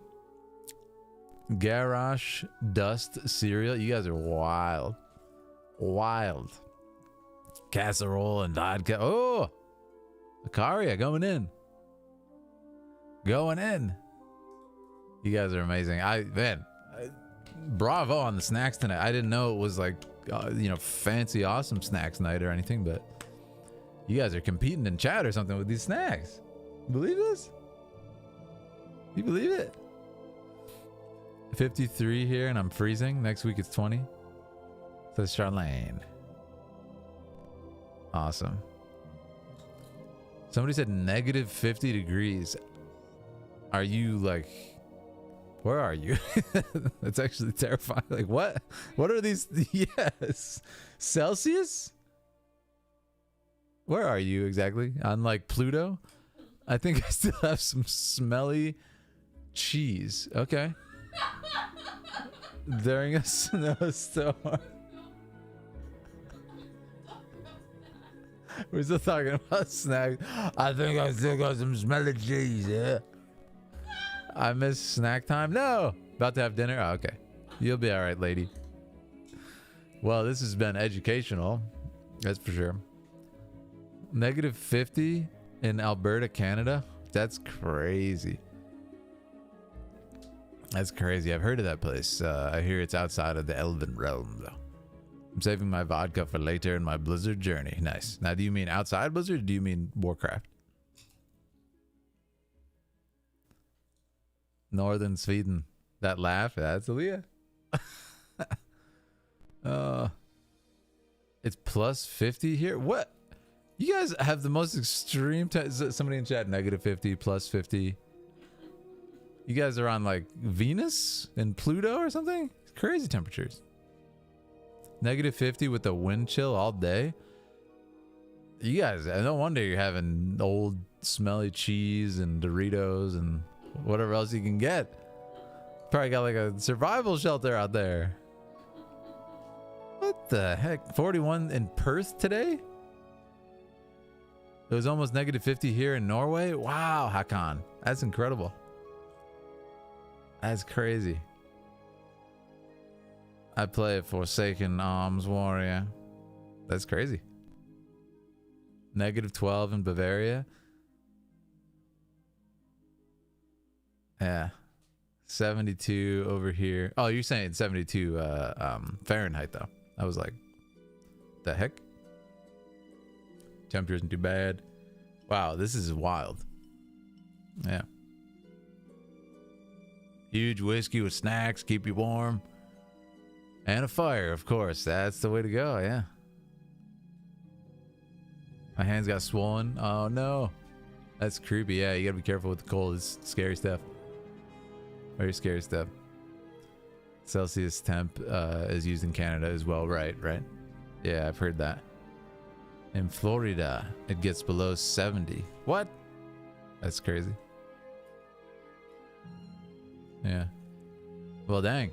I hope everybody's staying safe. Some of these temperatures are kind of crazy. Anyways, why don't we continue our cinematic journey through Warcraft? Always love catching up with the community. We've covered so much tonight, guys. It's been absolutely incredible. I'm going to pause our glorious Warcraft songs for just a moment, and we're going to come into the lists here. The playlist. If anybody wants to follow along with us on the playlist, see where we are, see how much we have left. The playlist has been posted on Discord by Akaria, who made it, the legend. Also, we have numerous other awesome stuff in Discord that you would like a Warcraft channel. Ben McCoy says, Sylvanas did nothing wrong, nor did Garrosh. Thrall is evil. Who's paying you to say that? Sylvanas? The jailer? Thanks for those links, mods. Okay, let's continue our journey. This is going to be awesome. We saw Garrosh Hellscream cutscene, and now we're going to Sod, Sylvanas pre-fight cinematic. This one's a nice juicy 30 seconds. Let's make sure the quality is up. I don't think it is. It is. All right, here we go. What in the... Jaina? Bolvar? Your efforts are futile. Look at this guy. Erebos is within my grasp. No! Bolvar. We will stop you! Jaina, we need a portal. Jaina is so strong. Must not take the Eternal City. Yes. There's Sylvanas. Okay, that was really cool. I like that one. I have to say again, it's so cool to see Bolvar out there just like doing stuff, and it's really cool to see the Bolvar Jaina team up. I did not expect. So that's extra fun too. Remember to like the stream. Thank you, Unka. Yeah, you guys are the best with that. Awesome. All right, yeah, this is wild. Wishing all you in tornado weather safe passage. Oh yeah, definitely. I didn't hear about that. If anybody's experiencing that, be extra careful. This is awesome. It says pre-Sylvanas boss fight too, so I'm super curious. This was an incredibly short one. Still a lot of stuff happening. Jailer's out and about. He's always up to no good, it looks like. So I have a question. These expansions, how long do they typically last? Like this compared to the first cutscenes of Shadowlands, is this like months and months going by with the patches? There's years. Like it can't be more than years. But yeah, I really like that. Okay, here we go. This next one sounds like a Dragon Ball Z episode name. Let's check it out.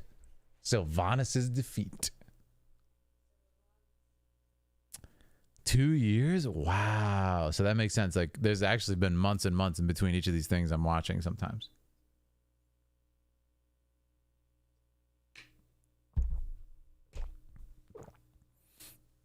About 2 years. Okay. Awesome. All right, let's see. Sylvanas' defeat. I'll believe it when I see it. What? What is that? The jailer? Don't tell me he's gonna betray her. And it's going in the hole. What?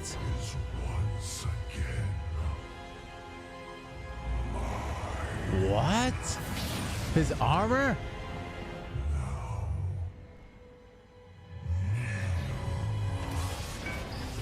Stop. No. Thrall. The way is open, Zovol! We already have what we need! Too long I endured the Maker's flawed design. I will forge a new reality. She regrets what happened with Anduin. I told you. I called it. I told you guys.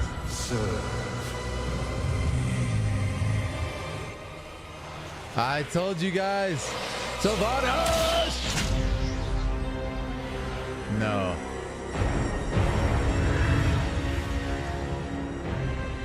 I will never serve.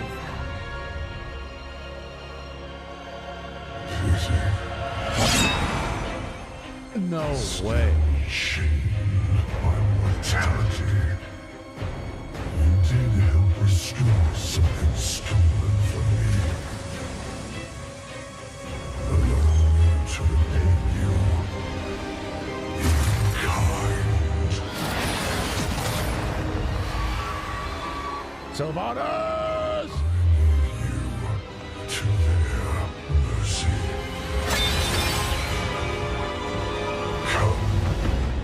And Anduin goes with Smith? To witness realities. Oh. Oh no, what did he do to Sylvanas? Left her to their mercy. Let him reach me. Wow. Okay, that was insane. I did not expect that. I did not expect that at all. That was absolutely insane. That was her soul? He gave her soul back. It looked like he destroyed her or something. That's what he's saying. He's like, let me repay you in kind.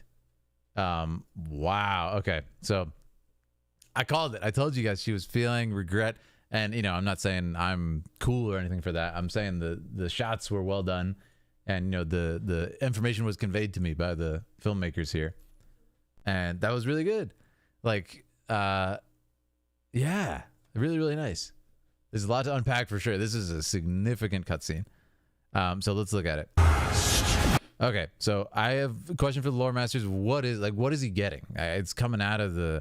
Oh, okay. Now I understand. It's coming out of the original, this being, I forget what it was called. He's like taking that being's power, which is incredibly significant. Yeah.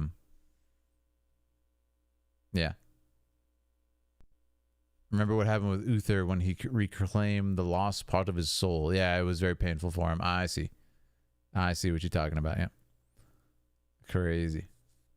Was all the sigils combined? Okay, that's cool. I was wondering if it was something like that. The Arbiter, right?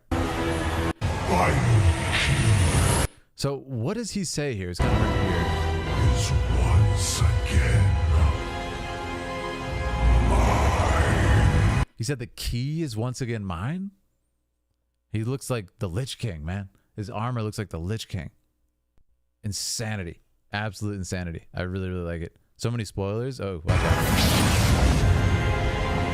Yeah, really cool shot here too. I like this, like, kind of grandiosity of it. Taking that lower angle with a guy who's already like Titanic in size, and you have this, you know, armor and everything with the golden background. I don't know what portal he just opened to. There's a lot of questions here and with the lore, but really, really well done. The music is, again, the standout here.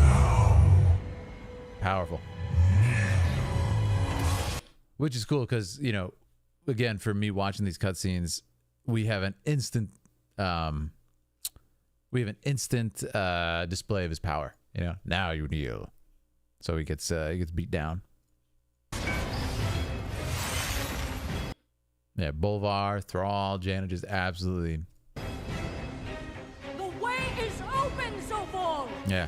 We already have what we need! So this is interesting. What Sylvanas is doing here is she's essentially saying you don't need to kill them, which is fascinating. Her motivation for those three seems is a bit foreign to me. I know with Anduin she definitely has a bit of but what I assume is happening here, a bit of affinity for him. I think what's happening here is, though, she's probably feeling guilt for what she did to Anduin. She's constantly, you know, droning on about free will. We're gonna get free will back, as she's robbing free will from Anduin, turning him to like a, you know, a ghost of whatever for the thrall. So I think it's kind of cool. Definitely had an effect on her. The way is open, Zovol! We already have what we need! Too long I endured the Maker's flawed design. I will forge a new reality. And yeah, that's the shot that I really like, because this actually echoes an earlier shot that the directors chose. There was a shot where it was the first time Anduin went and took one of the sigils from Bastion, from what's her name, Calestria or something, the character, and he comes back and gives it to the jailer, and then Sylvanas just kind of looks like looks at him and is just ashamed of herself, and it's really cool to see that callback right here, and it's kind of still been eating at her.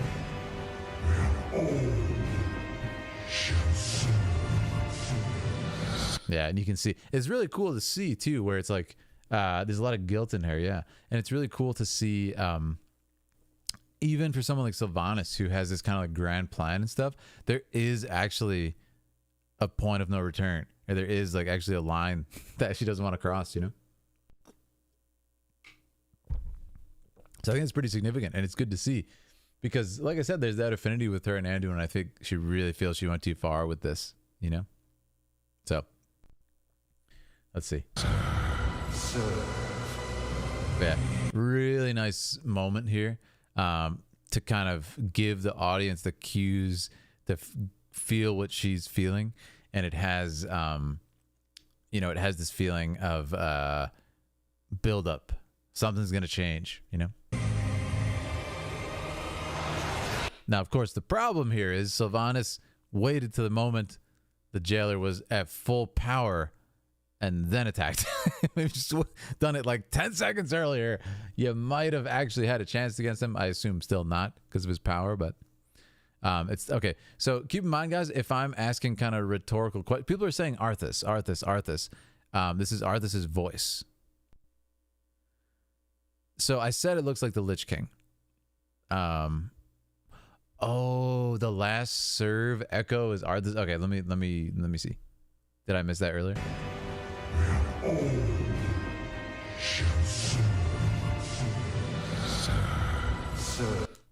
That was Arthas's voice? Let me listen. That's so cool. That was Arthas's voice?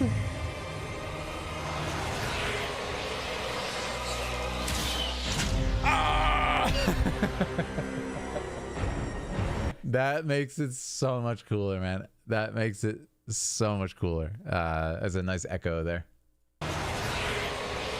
Yeah, the music and the build up and the shot here. Also the feeling that's expressed here. It's like you're aiming up, you're aiming up at Sylvanas, and you see how big this guy is. Like, he's a titan, he's massive, he's got this horrifying armor now, and he's at full power.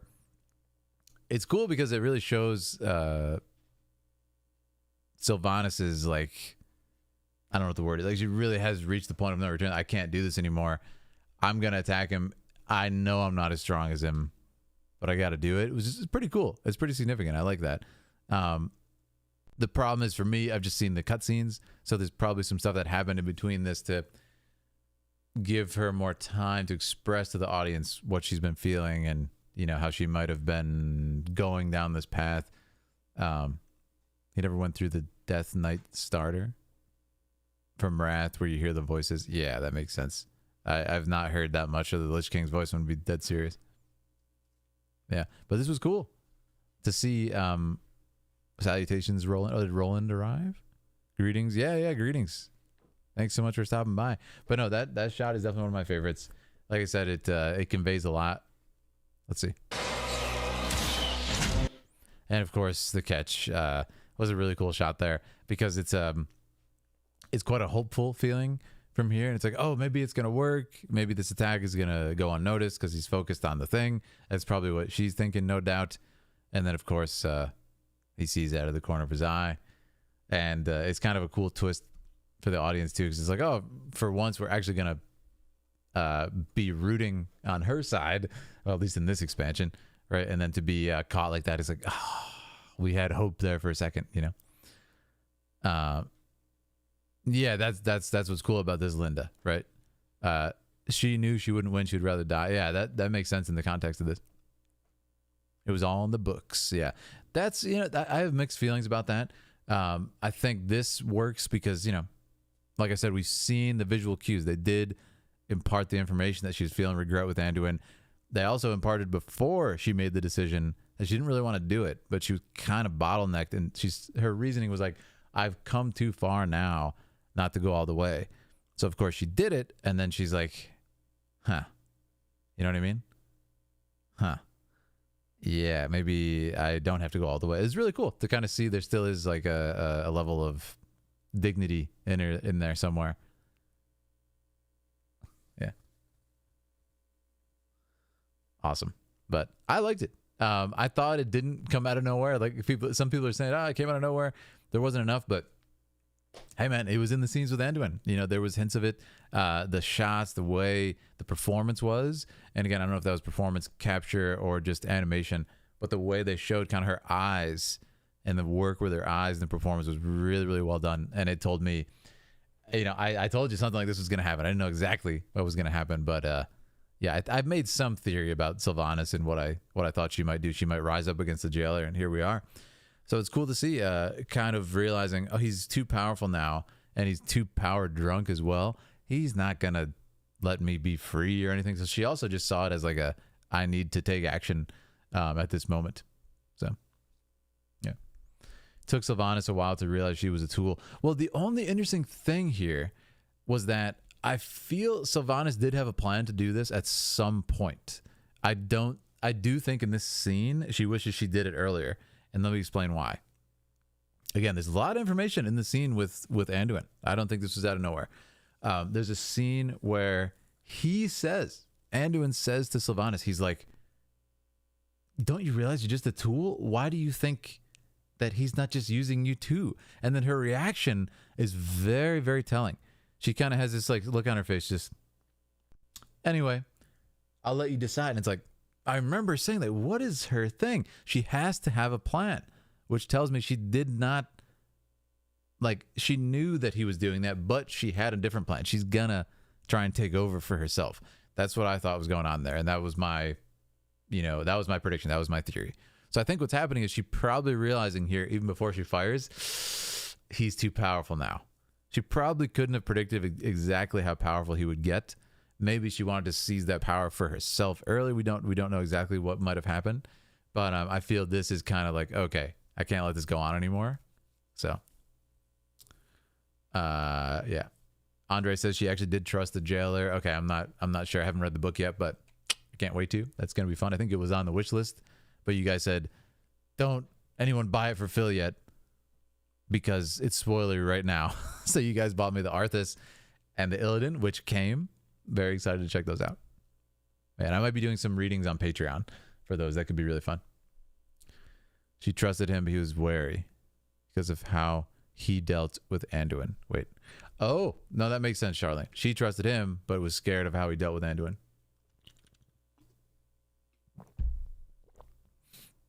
Well, also, I feel like, yeah, she, you know, he might have given her a lot of promises that she started to sniff out, you know, before this, after the Anduin conversion, being like, oh no, this might not be working out how I thought it was. So I like it. The scenes with her and Anduin, I think, are some of the strongest scenes, definitely in this entire expansion, and some of the strongest scenes in general. But it was the same thing with Battle for Azeroth. The scenes with those two just kind of going at it was awesome. The back and forth I really liked. All right, let's continue.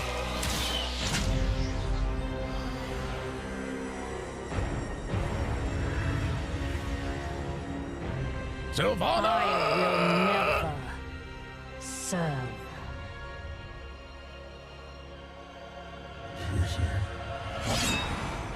And this was, of course, the kind of, man, how the tables have turned. Anduin, you know, is the one who's essentially thwarting her here, which is, you know, kind of poetic justice in a way. And I think it's kind of cool because I want you guys to think about the poetry of this. So she robbed away Anduin's free will. He told her, Sylvanas, how can you do this? You say you're champion of free will. You're going to give us free will. How can you take mine away and give me no choice in that? How can you do this? She does it, you know, knowing deep down that she's wrong. And then look what happens right here. A non-free will Anduin takes away Sylvanas' free will in this scene. She's not even able to try and fight the jailer to do her sort of gambit that she had to try and take over whatever was going on. How poetic is that? You know, he doesn't even know. I will say something I would have loved to see in this scene, and it might still happen somehow. I don't know, but probably not because Anduin walked in with the jailer. I would have loved in this scene if Anduin, which we saw earlier, had a little bit of flickering in his eye and he came to for a second and we got his own personality here. I would have loved something to go on here between them. So I don't know what's going to happen after this, but depending on what happens with Sylvanas' fate, I would have really liked to see something go on with Anduin with here. I really want the final sort of, like I said, with Anduin and Saurfang. I wanted the sort of poetic arc of character and philosophy around honor. I really hope that we get the final sort of free will discussion with Anduin. But if we don't, this is good for me because look what just happened. You know, she took away his free will, he took away hers because of what she did to him. Right? It's very poetic. So I love it. Anyways, somebody said I was saying do it to Anduin. Hey, listen, it would have been a really poetic end if he killed her right there. And imagine the regret that she would feel. But anyways, let's see what happens. I love how this scene plays out.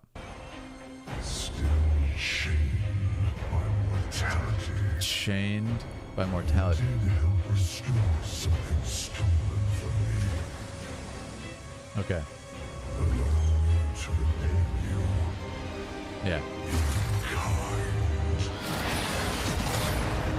So he says, you did get this for me, so I'll pay you back. Here's your soul. Okay, I get that. And it's painful.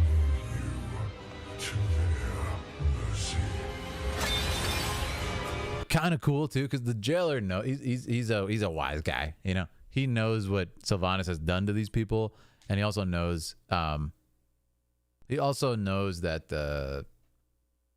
they're probably gonna not like her very much. So it's kind of like a double-edged sword. Yeah, I'll leave you with those guys. They're probably gonna kill her anyway, which is pretty crazy. So yeah. Also, how does he just reach in and grab her soul exactly? That was wild. That was insane. This shot is fantastic. This shot is really well done. It's a very wide angle lens, but it works really well to show the scope of the portal, his size. Also, it has this very like imposing feeling, and it's also mirroring Anduin to the jailer in a really creepy way, you know? It's a really creepy way. So, somebody said, exactly, we should let Phil draw his own conclusions and opinions about the story. Oh yeah, please. I'm doing it either way. But like I said before, I hope you guys, if nothing else, because I know some people said they didn't like the gameplay as much in Shadowlands. I haven't played it, so I can't speak on it, but I am really enjoying the cutscenes. So I hope, if nothing else, this was a kind of a problem area for you with Warcraft.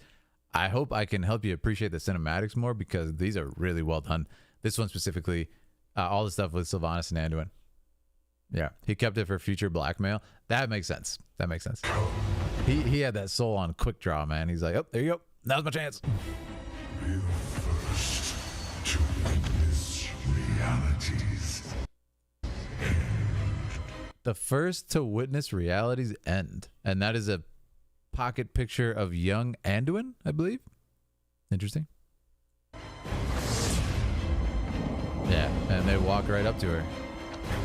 Cannot let him reach me. And then she collapses. It was of note that her eyes looking a little bit different here, with the sort of glowing of a soul. So I think one of two things is happening here. She either has her soul back and, is struggling just like Uther was, or she is oh, it's Varian's compass. Varian! Yeah, that's right. That's the compass that shows on Varian's desk in the Legion cinematic. That was a cool moment. I remember that. Varian's compass. Yeah, I do remember that. It was on the pirate ship, or the pirate ship is like,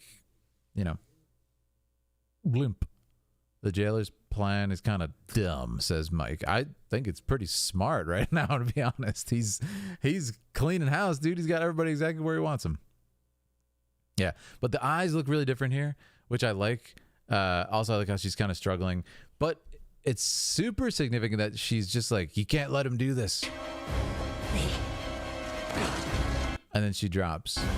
So I am so curious what's gonna happen next. I have absolutely no idea. I assume a couple things. Again, I'm just theorizing. Please don't spoil me. I would assume that at this point, either she's gonna get killed by these guys. I mean, it's Jaina and Thrall. I can see Bolvar being like revenge and destroying her. I don't really know that much about Bolvar from a character perspective. He's definitely an honorable guy, though, for what he sacrificed himself essentially to become the Lich King. I don't see these benevolent characters as like cutting down Sylvanas after she tried to kind of redeem herself in a weird way. I don't really see that happening. Could be wrong. They might just like destroy her in a second. But I'm really curious what her next move is here. So this scene was fantastic. Let's move on to the next one. I'm loving it. That was really well done. I would say also the performances were a standout there. Jailer, I kind of like how Jailer's voice in that whole thing too was like just this almost disembodied, almost can't hear what he's saying. It kind of works because it's like he's now become extra powerful. Now he's in this scary armor, Titanic character. It just works. It's kind of scary for that reason. Anyway, we are next on this one, number 39. And there it is. Yeah. I really hope we find out what happens to Sylvanas here as well. Let's figure it out. Varian! Sylvanas. The battle is almost upon us. Okay, let's take a I will image. deal with the invading forces atop Torghast. Okay. When we reach Oribus, you will defend Zoval while he completes the ritual. Okay, so information. You mean he will compel me to defend him? Each time he dominates my will, I feel myself slipping further away. Oh, it's so sad. Is this what you felt when Arthas raised you, Sylvanas? Wow. Hollow. Empty. Everything you once were. Consumed by darkness. This is why she did it. Yes, young lion. But in the end, the sacrifices we've made will have been worth it. For what? Once the cycle of life and death has been broken and remade... Yeah, what was her plan? By that time, I'll have been lost. And so will you. I only hope my friends will remember me as I was. That's so sad. Not what you made me to be. Yeah, see? That's it, man. That's it. That's why she did it. It's that, you know, I love how he was able to still talk to her. That's incredible. That's incredible. I'm glad that scene exists. It's kind of cool to get it after the fact. Stuff like this always, it depends on the execution for me personally. I've seen stuff like this where it's like, oh, after the big reveal, now you hear why they did it and stuff. Stuff like this can be hit or miss. I think this is fairly well executed. I think this would have done just as well to see this before. Like if we just saw that scene happen in a cutscene, it would have been cool. Of course, the significance here is Jaina and his actual friends hearing him say that, which is, oof, they might not be too kind to her after hearing this. So I'm really curious how they take that, but beautiful scene and so tragically said by Anduin. It's interesting how she almost viewed that as a good thing. Yes, yes, young lion, this is good. Like, and then he was like, this is terrible. You know, I hope my friends remember me. That's all I can say. And it's like we were so close to hearing what is Sylvanas' plan. Once the cycle, don't tell me in the spoilers, I'm just saying out loud here. Once the cycle of life and death has been broken and remade, we will. And Anduin cuts her off. Life and death has been broken and remade. We will. By that time, I'll have been lost. Yeah, it's really cool. And now we're finally getting into the nitty gritty of it. Like, why was Anduin like that in War Within? We're finally seeing, man, he's been really messed up.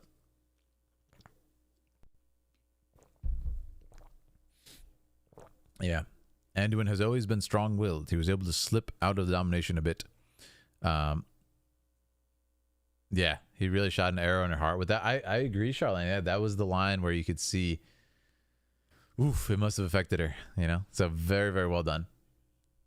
Yeah. Awesome. But no, I loved it. I just got to see what happens now to keep talking about the scene. So let's go to the next one. Shattered Legacies. All right, next one. We're on 40 cutscenes in on this list. We are blasting through these guys. Here we go. Shattered Legacies. Sylvanas' soul has been fractured. Okay. From the moment of her death. What? Until now. Who is this? Who's working on it? Burn it! Oh! This was their home. And you slaughtered Oh. all of them! How could you take all those innocent lives? That's her. This was beyond life and death. There was no other path to true freedom. Her talking to herself. How can you not see that? I see what you are. Murderer! Monster! Butcher! Oh, wow. Why can I not escape this torment?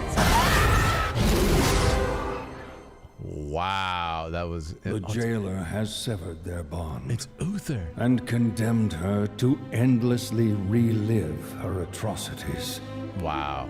So long as her soul remains divided, she cannot wake. Maybe she shouldn't. She's the only one who knows the Wow. jailer's plan and how we might save Anduin. She's the one that turned Anduin. Yeah. Jaina is right. How can we possibly trust her? Her wound runs so much deeper than mine. Yeah, he's like, dang, she had it worse than me. I really like what's happening here. Not what I expected. Not what I expected at all. Oh, no way. This is awesome. This is amazing. Well met, Ranger General. Uther. What is this? Who are you? The previous seller. This is awesome. Someone who shared your fate, felled by the blade of the very same prince. Others. Yeah. I died trying to stop that monster, only to wake up haunted by one with my face. That Banshee is you. No. Wow. I cannot accept that. Her path began where yours ended. And you've seen the decisions she made. Never in 1,000 lifetimes would I betray everything I stood for. You can't possibly understand. I like how she sounds so different, Sylvanas.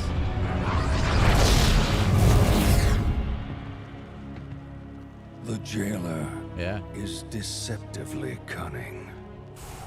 When I realized I had become his pawn, it nearly destroyed me. Yeah. He had no doubt. Literally. It would destroy you as well. This is amazing. Was he right? Or will you accept her shattered legacy and tell us how to stop him? Her crimes are unforgivable. Wow. Yes. And she... Burn it! I must face the consequences. Yes. We cannot change the past. True leader. And we may never find forgiveness in the future. But inaction damns us all. Time is short, Ranger General. Wow. Make your choice. Make your choice again. Another choice. There's a lot of cool echoes here, thematically. I've done all I can. He spoke to her. This is amazing. I really like this. I'd be very surprised. Oh. What a scene. Oh. Sylvanas is awake.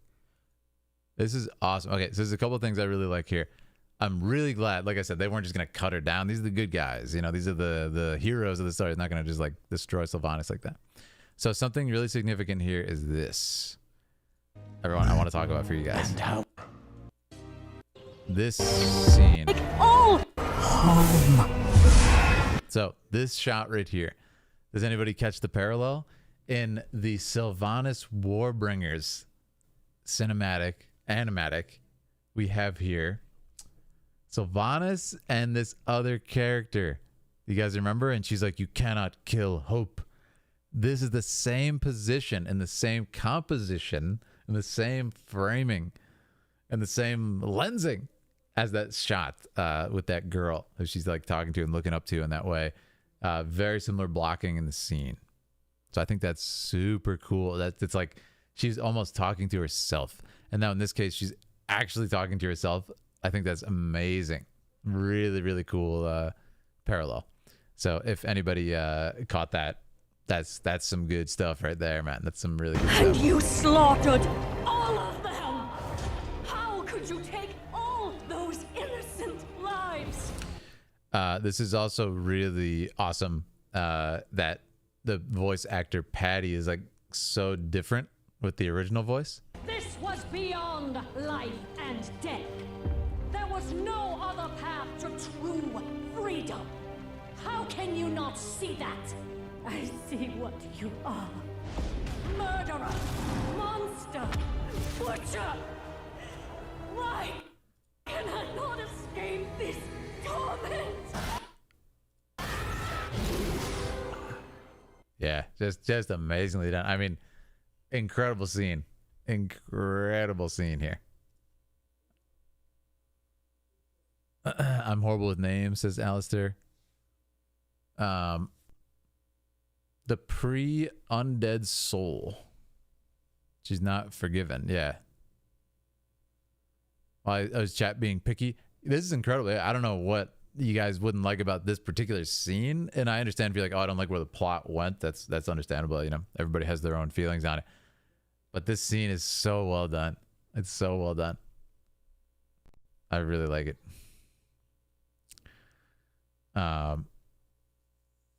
Somebody said I stopped playing for a year after this. Really? I like this. Really good scenes. It's long. She's the only one. And I love this kind of debate. It's like, what do we do with her? Should she ever wake up?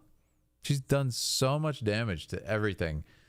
Like literally the entire world. They're both Horde, and I like that Horde and Alliance here are like, should she wake up? This is really powerful, you know. Who's the jailer's plan?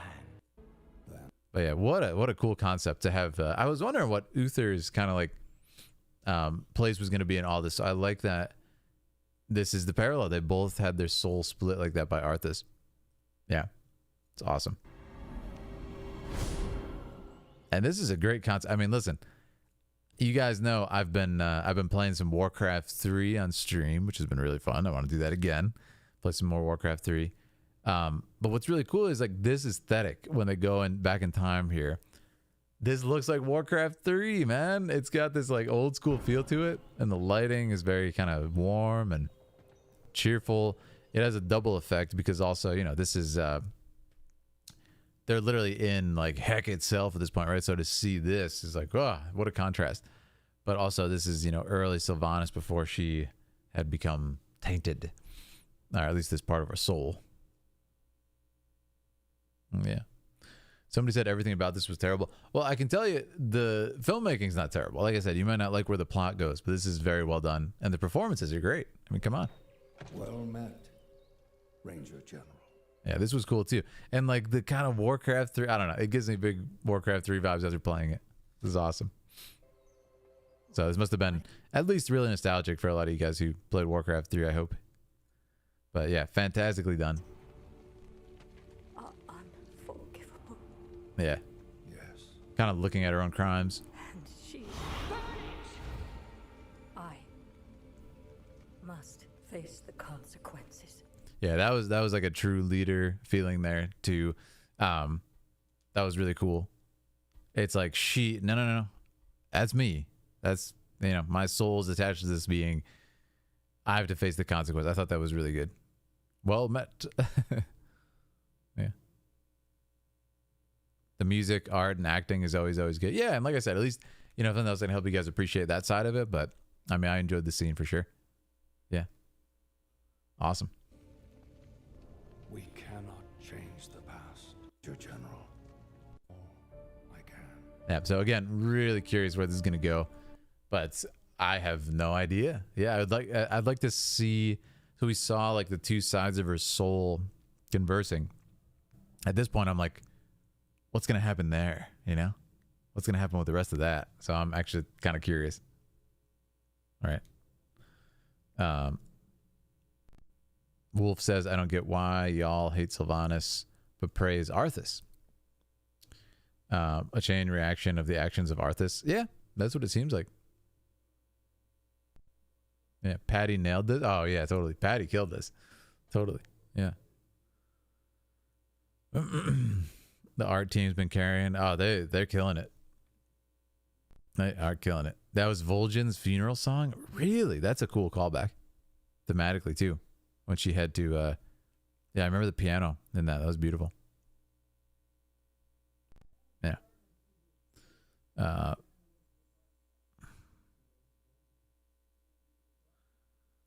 Oh, people are saying, oh, I see.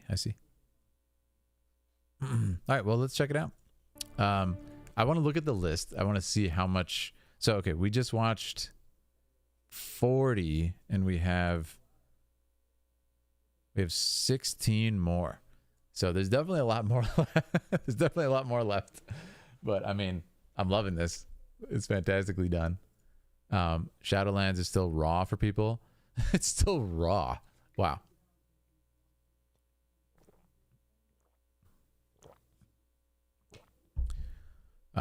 Elune said, I send forth a torment of souls for you. The tree burning. Now question how many people have been influenced on it. I'm a little lost, but I do know what you're talking about. Yeah, Elune was like, oh yeah, I tried to send those people to the Ardenweald, but it didn't work, right? Because of the broken system. But this was cool. It's a direct parallel to the Vol'jin scene. Yeah, I love the piano in that. I remember when it's interesting, like I wonder how early Sylvanas had this plan. I guess Yeah. Well, I wonder if Sylvanas had that sort of plan before she was war chief. That's what I'm wondering now. Because that was a while ago when she became war chief. Don't get me started on Elun's choice about letting the night elves die.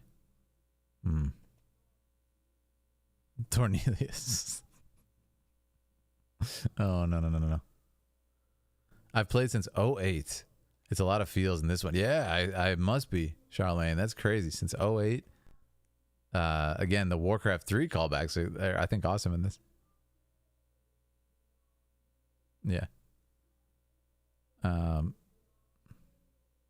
People are saying Shadowlands got scrapped. Parts of the story got scrapped, so they may have rushed it, and it left a bad taste. Oh yeah, somebody said that a while ago. Somebody said so what happened? They ended up rushing Shadowlands because it wasn't received how they intended, and they were like, okay, we really want to get to the next expansion? Or was this a different thing you guys were talking about? Yeah.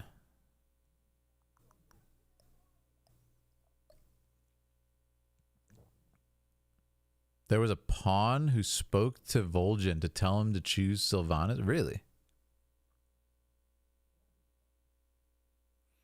Elun didn't let the night elves die. She just directed their souls to the Ardenweald. Yeah, that makes sense, right? Yeah, do the gods actually interfere in this canon? It seems like they don't usually, right? So I don't know why that she would interfere in that. So it checks out from a lore perspective. Like, how often does that happen? Warlords of Draenor to Legion, like about there. Okay.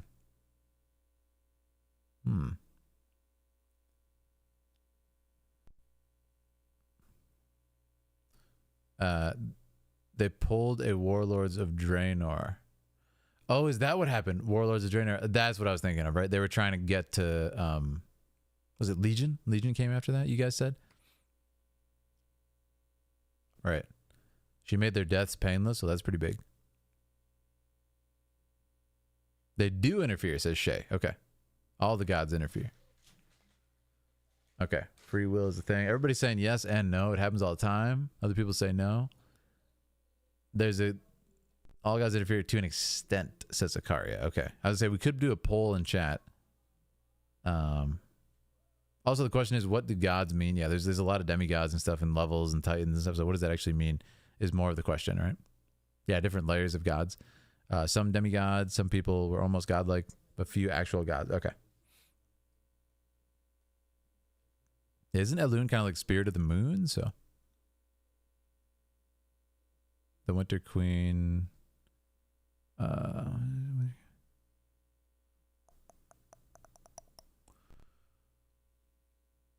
Through so. Okay. Gods don't interfere much, says Lorecrafty, without their followers invoking them. Okay, well, yeah, we saw what's her name, Tyrande, get the powers of Elun by doing like this cool ceremony, right?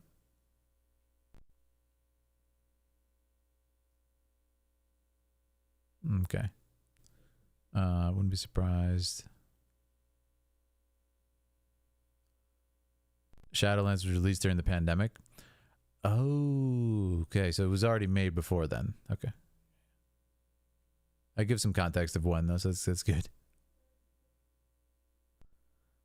It's so weird to think about the timeline of that now. Okay, that was pandemic. Dragonflight came after that, and now we're here. Yeah, it depends on what you consider demigods and stuff. Yeah. Fascinating conversation. Elun is still a bit of a mystery. Okay. Zoval's an eternal one, not a titan. Well, let me look at, I want to look at some of the length on these. We finished right here. 119, 43. Like a 4-minute one. 3 minutes, 2 minutes. There's some pretty long ones. There's some pretty long ones in here.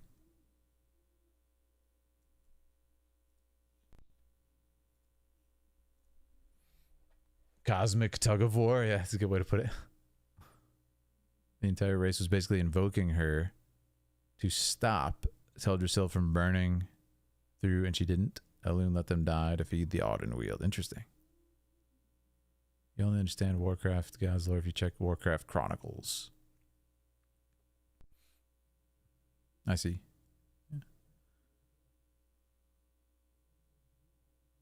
Yeah, that's a lot. That's a lot of cutscenes left. Like I said, we had to do, I think, we've already done, I think, like 20 today. Yeah. There's a certain map of influence. I did see the influence. Yeah. There was a map of influence you guys shared with me. It was like a couple weeks ago, I think. We looked at it before Shadowlands, I know. Yeah. But yeah, Akaria and a bunch of the community, I think, ended up adding up a lot more cutscenes to this to show more. So that's why it's a bit longer of a list. I mean, which is good. We just get more time together, you know. Yeah. Well, yeah, Rook has an interesting thought process. So just because some people don't like the story decisions doesn't make them bad. And I have to agree, like, you know, execution is important and stuff. And even if you don't like the way the plot went, doesn't mean the art of it was bad. But yeah, I mean, if there's certain things where you're just like, that character would never do that, or, you know, you don't like XYZ and stuff like that, I get it. I get it. It happens with stuff that you're super passionate about. But I hope you can at least appreciate the art of it, because this is very well done, all the stuff we've watched. And I do like it. Stick to the plan. What plan? Yeah. Chronicle, though, is supposed to be the Titan's view. Okay. A lot of players like myself noped out because of the environment. Yeah, of course. Yeah, that's a very legitimate thing too. Actually loved what they did with Sylvanas and this. Yeah, I mean, I think it's cool. I don't know, like, so this is my question to you guys. What would you have wanted, and this is gonna be a cool little conversation here. What would you have wanted to happen to Sylvanas at the end of Battle for Azeroth if she didn't do all the Shadowlands business with going and getting the helmet and opening up the thing? Because it seems like the only thing that could have happened with Sylvanas is she dies at the end of Battle for Azeroth. Or maybe she just gets like super defeated and kind of like stops being war chief and goes off and does her own thing. Like, what would you guys wanted to happen, just out of curiosity? If you could have had anything happen to Sylvanas, what would you have wanted to happen? Battle for Azeroth happens. Shadowlands secret Sylvanas thing does not exist. Like her whole secret plan. What would you have wanted to happen? Because a lot of people are like, this is not what we wanted. Like, what would have happened other than that? Besides her dying, you know?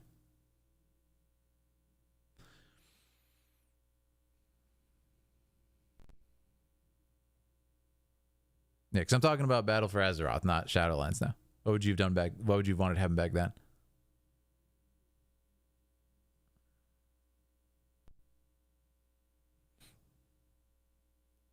Interesting. Okay, so people are saying Lich Queen.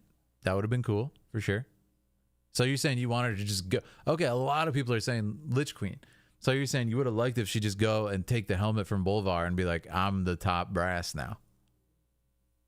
I mean, that would have been cool. For sure. Yeah.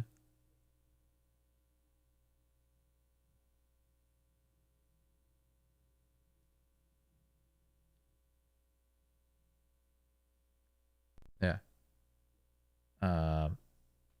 And again, please don't spoil me on the end of Shadowlands. That's not what I was yeah, I haven't seen the rest yet, so keep that in mind. Yeah. People are saying they wish she died at Battle for Azeroth. Okay. All part of the bigger plot. She did what she did for what she felt was the greatest good, says Cody. Helmet's gone. Well, yeah, I know that now. We could do a poll. She would never put on the helmet of the man who killed her. Yeah, that would be kind of weird. I could see her being greedy for the power, but I mean, she knows what the helmet did to people, right?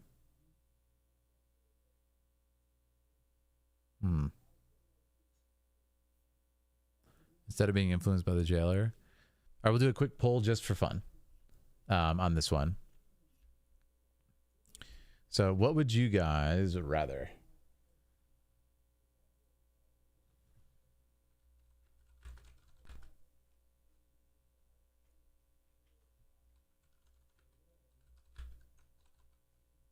Lich Queen or...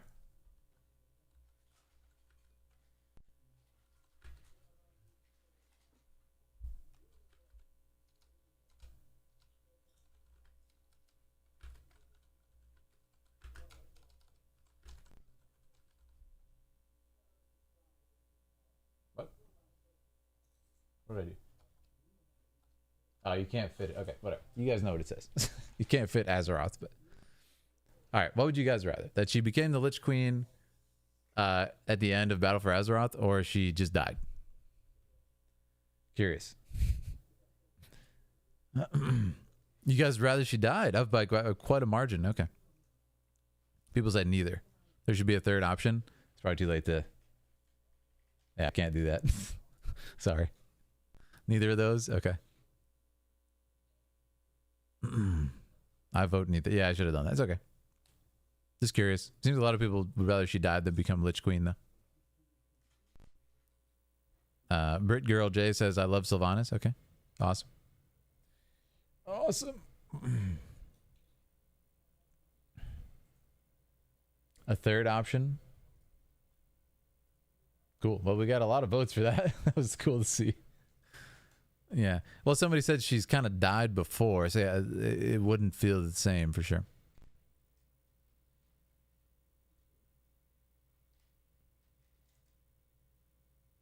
She already died several times. Yeah, that's what I'm saying. Like, what?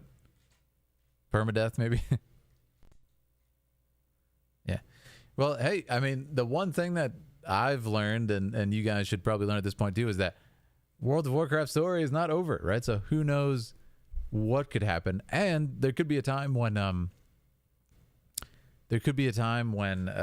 know, years from now you guys are like, oh yeah, the Shadowlands stuff is actually awesome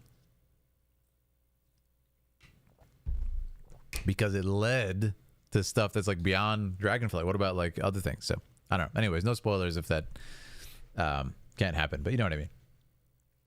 Yeah, she turned into Arthas, really.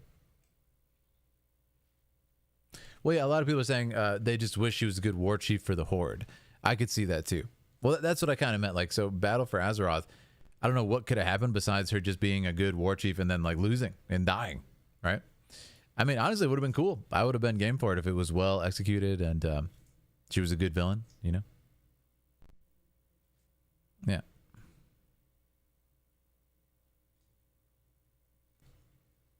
Yeah. We wanted her to have a master plan. She kind of did, Shay. Like I said, for me, it was clear that she wanted to take over and defeat the jailer and, like, I don't know, take his place or take his power at least. But it seems like she realized, like, I waited too long to do this, and now I'm in trouble. She was technically a good war chief. Yeah, she was pretty dangerous on the battlefield. But I think I know what you guys mean by good war chief. Yeah. Yeah. Also, yeah, being a good war chief, not starting the war. I see what you mean. Yeah. They would have just ended any story momentum, though. Yeah. When she started that path, it was yeah. I'm really it's interesting to see her own master plan. Well, it seems like it kind of was. I see what you mean, though, using the jailer. But I thought she was going to use the jailer and then, like, take over him. Take his power. Yeah.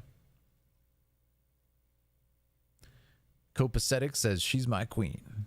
I don't want another Arthas. Yeah, I wouldn't want a repeat of any of the other characters. It's cool that she's unique. That's for sure. Sorfang started the war, says Ben. Wait, what?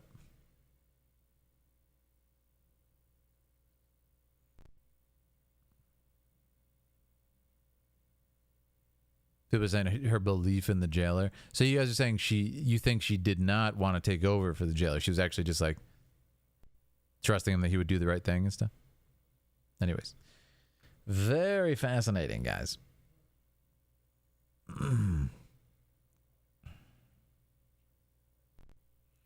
So Bravi says the problem with Sylvanas' story is that 80% of it was told off screen and in short story. 80%? That seems quite high. 80%, really? That seems high. There's been a lot of Sylvanas scenes. If that's true, there's a lot of other stuff because I've seen her a lot in cutscenes. Right. His plan was solid. Well, yeah, like I said, the one line where I thought she had her own plan was when she was talking to Anduin, and that I do believe that. Personally, that's the interpretation I have from that. I think it was well done. Yeah. This is cool. I love hearing everybody's thoughts on it. People say yes, 80%. Wow. Or more, says Jerry. Wow. More than 80%? She has like 3 books and a lot of short stories. Oh, I thought there was only one book on Sylvanas. People really say 80%. Okay. 80 doesn't feel high enough. I would go as far as 80. Akari says no. Yeah.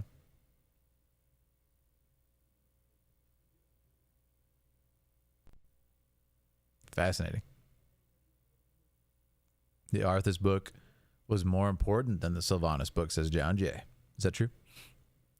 Not 80%, but the important parts were. Well, yeah, that's the thing. If it's just extra story, it doesn't mean it's the most important stuff, for sure. But I mean, if you're talking only backstory, motivations, that stuff's important. But I mean, what's happening on screen here is pretty monumental stuff. So I'd say it's quite weighted in the storytelling hierarchy, you know? Yeah. The Sylvanas book has all her lore. Cool, yeah. I'm excited to read it one day.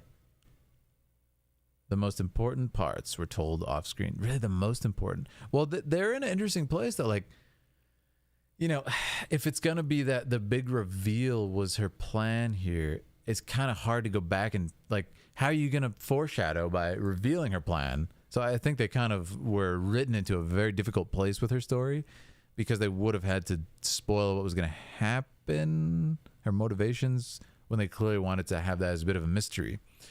So it's tough. They would have had to tell stuff out of order anyway for it to make sense, you know? Yeah. The book has big reveals. Interesting. Yeah. The game is a feast. The books are extra topic. I mean, that's how it should be.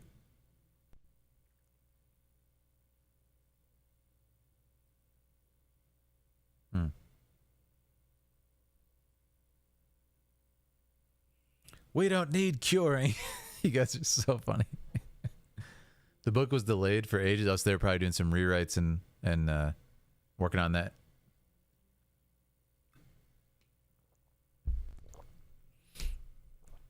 Yeah. I mean, Athena has a great point, though. Like, how else are they going to sell books? You got to put something in the book that's substantial. Otherwise, it's just like, oh, okay, we knew all this. Why did I read this? You know? Yeah. Fascinating stuff. But yeah, it's always a kind of a conundrum for certain people when you put stuff in different mediums. It's okay, book, video, movie, gameplay. If you kind of have to dip into different things to like absolutely have to learn everything, it can definitely be a bit of a gate for people. Like not really gatekeeping, but just sometimes it's like it's a big ask.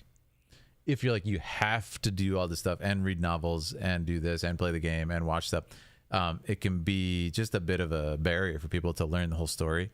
If it's extra stuff, that's generally okay, you know? If Warcraft comes to Netflix, will you react to it? Well, no, because I'll get copyright destroyed if it's on Netflix, but I'll definitely be reviewing it in a way that won't destroy my channel.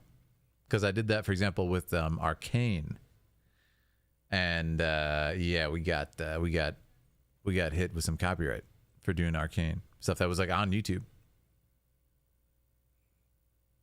and available on YouTube from Netflix. You know, problem is there's unanswered questions in the game that are only explained in the book. Right. I see what you're saying, Tomo. So there is stuff that's like kind of needed, but not needed, but helps a lot. Fermented says, I only read picture books. Say it's safe. Okay. Yeah, great conversations tonight, guys. Shout out to all the lore masters for helping out. I'm also just curious about how the community received all this. Like I said, I'm enjoying it from the cutscene perspective, but it's cool to see everybody's takes. Yeah. Awesome, guys. All right, we are at over 3 hours right now. what we're gonna do is gonna take a quick breather. I need to go do something really quick. It'll be a very short one, and then we're gonna continue on. We're either gonna watch a little bit more of this or do viewer choice right now. I do have to catch up on viewer choice for our lovely dragoons, so we're gonna get a variety of stuff, including Warcraft and some other videos. So we might just do viewer choice right now and then do more, because there's like 16 videos left, some of which are quite long, like 4 minutes, 3 minutes, 2 minutes. So we might want to just do another stream. Like I said, they ended up, our lovely community ended up adding more to this playlist when we were offline, since I had last seen it. So it's a lot more filled out and stuff, which is great. We just get more content together. But yeah, awesome. Quick break, guys. I'll give you the good music, and then we will commence with our next segment. But all right, friends, I'll talk to you in just a second. Grab more snacks if you need them, and we're gonna continue the journey. All right, friends, be back in a second. What is it?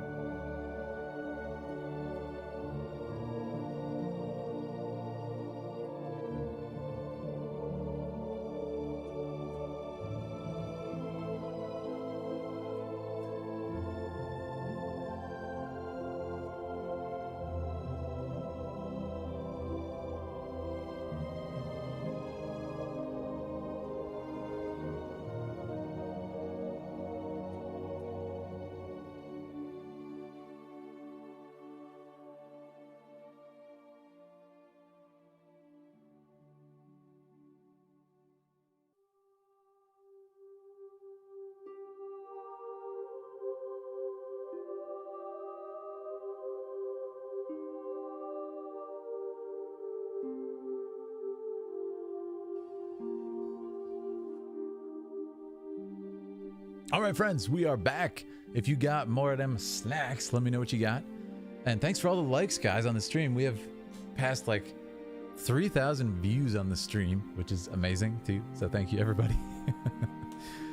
Yeah. But listen, I'm so happy we had these like cool conversations. I love hearing from the community in such a large scale. It's very cool to hear from, like, we had almost 600 people during that conversation about like, okay, what did certain people like? What did some certain people not like? So very fun.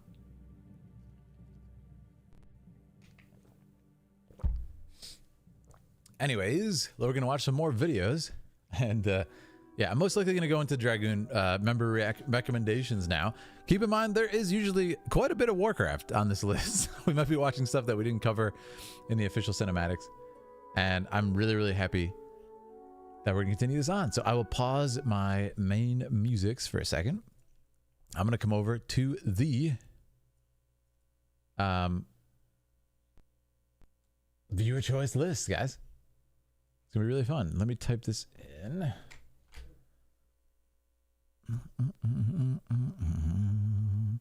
Okay, I have a question.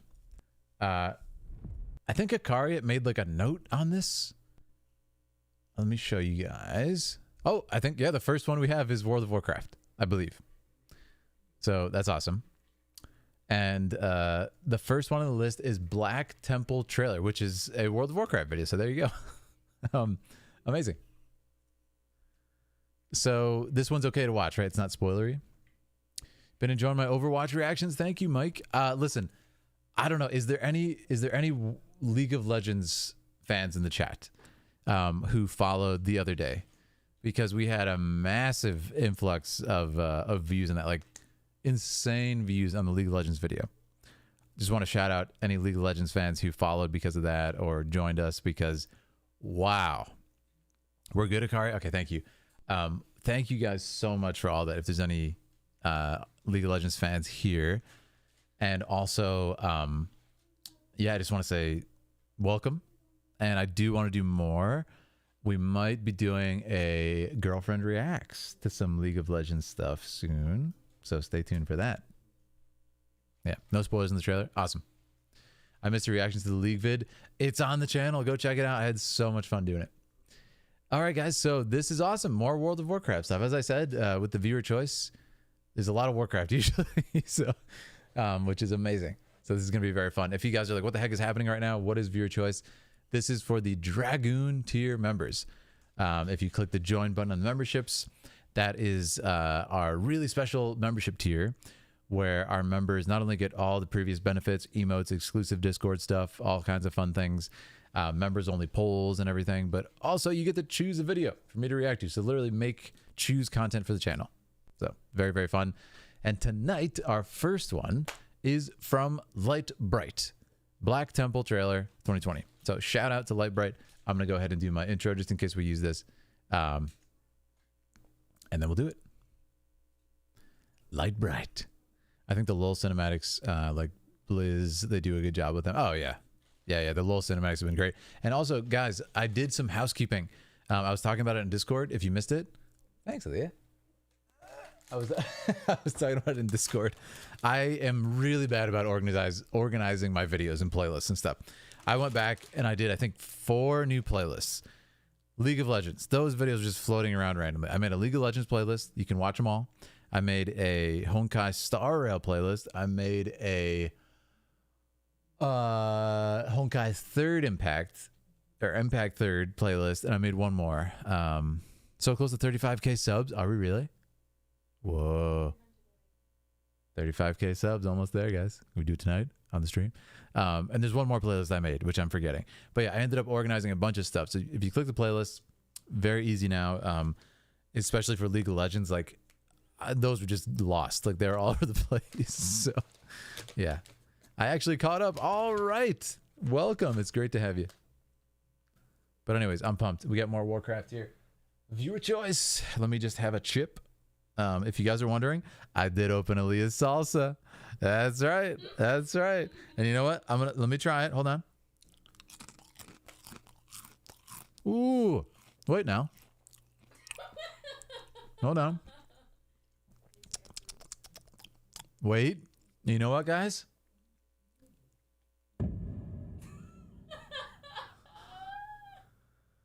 That's some good salsa, Aaliyah. I'm so glad I opened that up for you. I am so glad I opened that up for you. Rook says, are the lore videos done for the night? Well, technically not, because we're literally doing more Warcraft videos right now, and I'm sure I'll have lore questions. But as far as the finishing Shadowlands, we got almost 20 more videos on Shadowlands on that playlist. I thought we were going to easily do it tonight. I thought we had 20, but the community added like a ton more to the playlist, which is amazing. Now we have more to watch. I just wasn't aware of that until we started. I must have missed it in Discord. So, yeah, she loves it.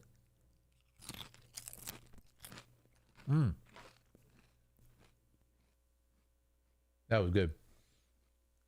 You like that bounce? Her laugh, yes. Hey, I am happy to open Baldur's Gate 3. Yeah, you guys know it.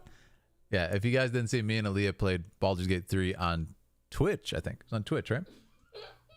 We played Baldur's Gate 3. She's laughing just even mentioning it. Because, yes, I fell in a hole, okay? I fell in a hole. That video was a lot of fun. We had a lot of fun playing. We got to play again. We'll probably do more Baldur's Gate on the stream because it was just so much fun. So if you haven't followed on Twitch, do that. We also might do it on YouTube as well. So, opening Aaliyah Will's salsa that she owns, that was made. Hey, you know, many people think that it's hers, it's not hers, but that's just a theory. Shout out to Matt Pat. Here we go. We have a new knight. Ravi, welcome to the Order of Knights. Bow down and receive this honor. We knight you to become one of the Philidari. Claim your helm and join us. You are prepared. Knight. Thank you so much. What's that? I didn't. Maybe I should. Maybe I shouldn't. Baldur's Gate 3 is great. Yeah, thank you so much for the new members. Like I said, to choose videos, you can do that as a Dragoon. So, yeah. Shout out to MatPat. If you guys didn't hear, it's funny. MatPat used to be absolutely like my favorite channel to watch in like 2015. Absolutely my favorite YouTuber. Just a really good guy. Family man, loves the stuff he does. You know. MatPat is retiring. Yeah, I do really respect that MatPat is like, what do you call it? You know, at the height of his channel is literally stopping. He didn't stop because the channel pittered out or something. He's like, nope, I want to stop at the top. That takes a lot of something. Going to miss his energy. Yeah, that's it. He has really good energy. Mm-hmm. Yeah, I'm really curious who knows MatPat like that. But yeah, great creator. I used to watch him and his wife's live streams all the time.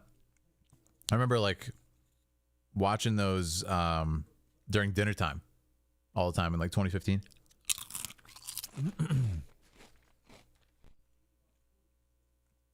It's my honor to serve with all the lore. Hey, listen, shout out to the Warcraft fans, man. You guys are amazing. Amazing.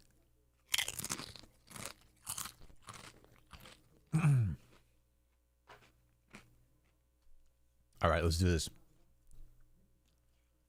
No access to the Dragoon channel, Denny? You should be able to if you connect your YouTube account, connections, and Discord. If you are, in fact, a Dragoon on YouTube, boom, automatic. The channels will keep going, though. The new presenters should do fine. Yeah, the channels are still there. Exactly. Channels are still there. Hope he has a good life. Yeah, I'm super happy for MatPat. He definitely deserves it. I mean, he's literally been working, like you said, for like 13 years. Sleepless nights, nonstop work. I mean, dude, writing scripts, 4 different channels, but they're all like firing on all cylinders. Have like, dude, he has like 50 employees or something. MatPat, that's different. That's a different type, right? Aaliyah, can you imagine? 50 employees. You gotta have like meetings with your employees every day. Like operating on 4 channels, writing the scripts, making the theories, recording the audio. Like that's a different level of just like insanity. And he's also constantly doing events.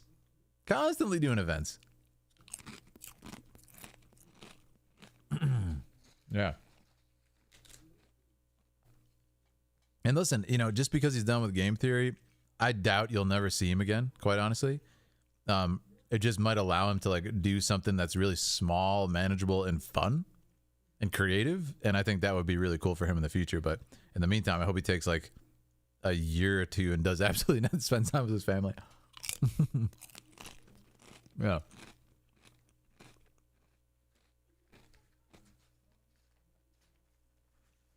Crazy. Do you want some more salsa? Thank you. And how you doing? Anyways, I'm done eating the salsa for now. I swear, guys. It's too good. All right, let's do it. This is for Light Bright. Like I said, our amazing Dragoon. Let's get into it, guys. Viewer choice. This is Black Temple trailer 2020, World of Warcraft. Ooh. Do not I love rejoice. It. Really cool opening shot. Your victory is a hollow one. A hollow one.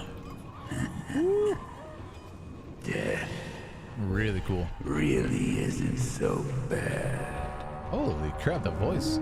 So wait, did he use the audio from the game and this is like composited over it?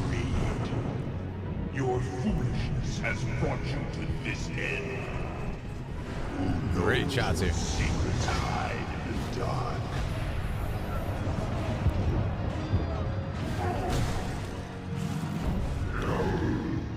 How can you hope to stand against such overwhelming power? Ardenweald! Lord Illidan, I am sorry. Are the real power in Outland. Invasive life no longer functional. This is amazing. Shutting down. Don't look so smug. It has all led to this. I love it.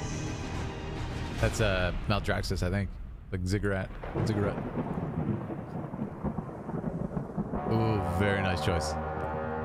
Cut the music there. Hurricane, done it again. Amazing.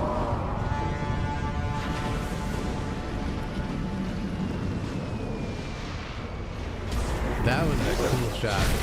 The zoom out. My gosh.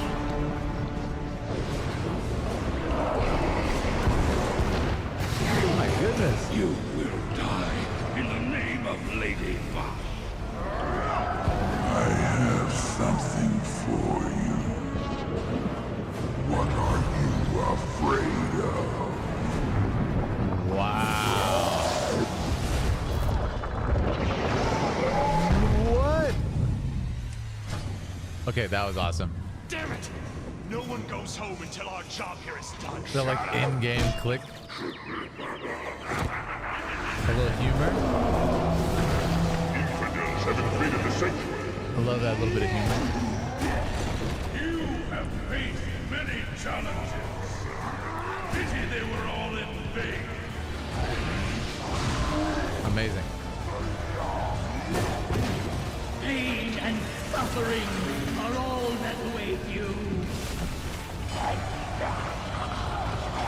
There's like in-game icons popping up. That's really cool. Enjoying yourselves. You seem a little tense. Is this it, Amazing. mortals? Is this all the fury you can muster? Oh, Illidan! You are not prepared. You are not prepared. Yes. Okay, that was awesome. It's not over. It's like 30 seconds. Misery, depravity. These are the hallmarks. These are the pillars. Ah!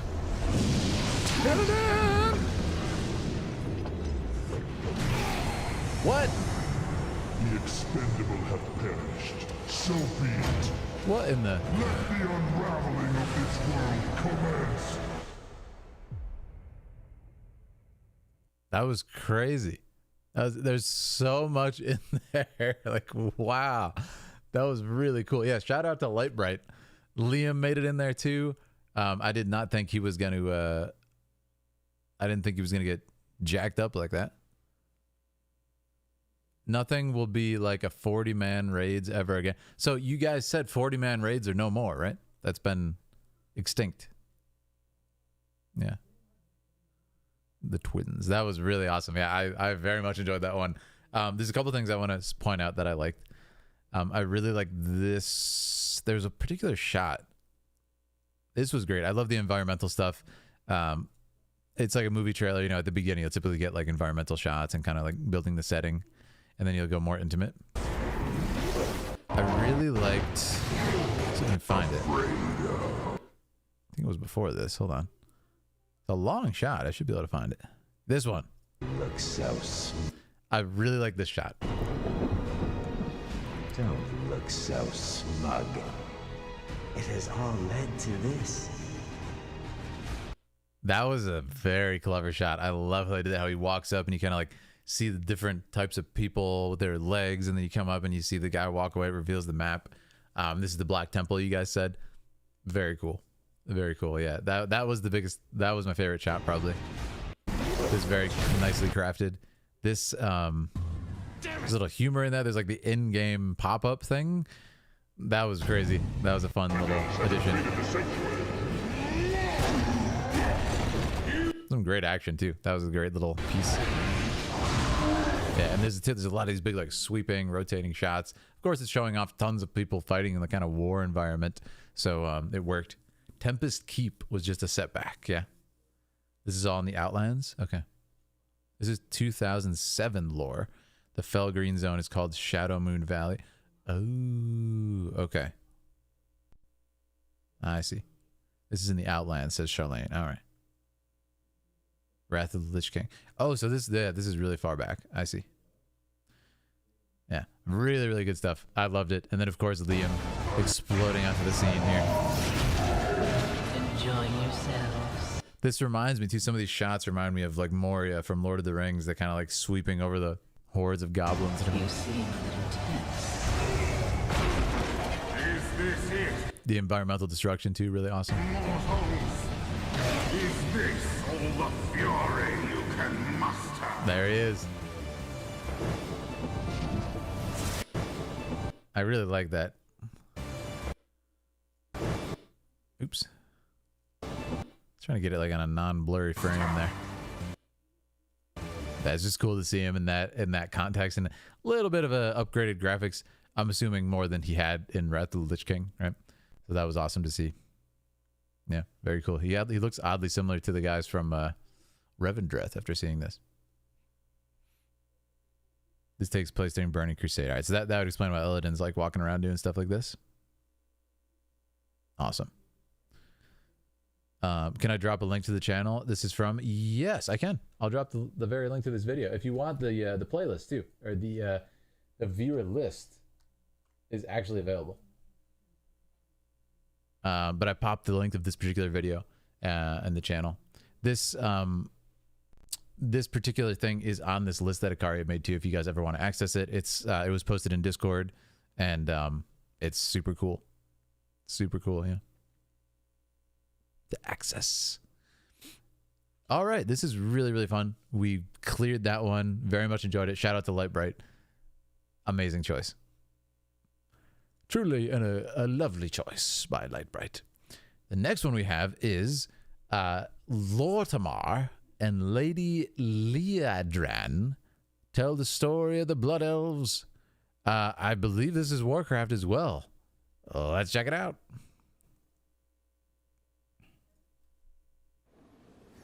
This is where the end began. In-game?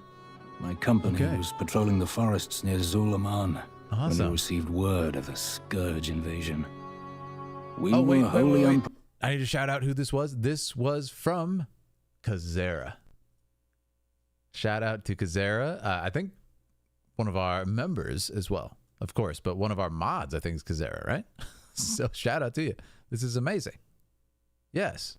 Yes, Kazera is one of our lovely mods. So let's enjoy this. This is going to be some in-game stuff, which, like in-game gameplay. Very excited. Prepared for what we encountered. Quel'Thalas had enjoyed years of idyllic peace. Quel'Thalas. Suddenly, we were facing death itself. Yeah. I lost my eye in that battle, and would have lost my life were it not for Haldor. Really cool, Kazera. Thanks for sharing. Words cannot describe the devastation our people suffered that day. Walking around. That any of us survived to tell the tale is a miracle. One that we cannot afford to waste. Amazing. Sylvanas Windrunner was our kingdom's protector. Cool. Had she and her rangers not met Arthas with such fierce resistance, our people might no longer exist. I love it. She paid the ultimate price so that enough of us might escape to rebuild our Arthas. fallen kingdom. When Arthas raised her as a banshee and turned her against Quel'Thalas, it broke all our hearts. I've had my share of disagreements with Sylvanas, but I will never forget her sacrifice. The music's awesome She was here. the Ranger General of Silvermoon. What is the song? Nothing will ever change that. The Ranger General. I need to hear this song. You later. there, Fast Strider! What was Man that a song? ballista! Provide cover for the retreating civilians! This is like contextual storytelling?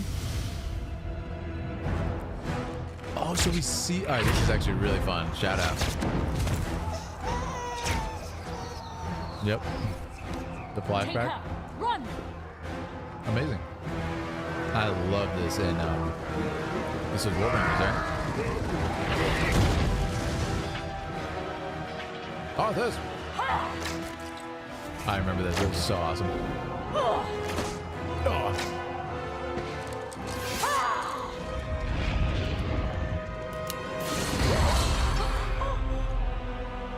The tears burn. Yep. Cool concept.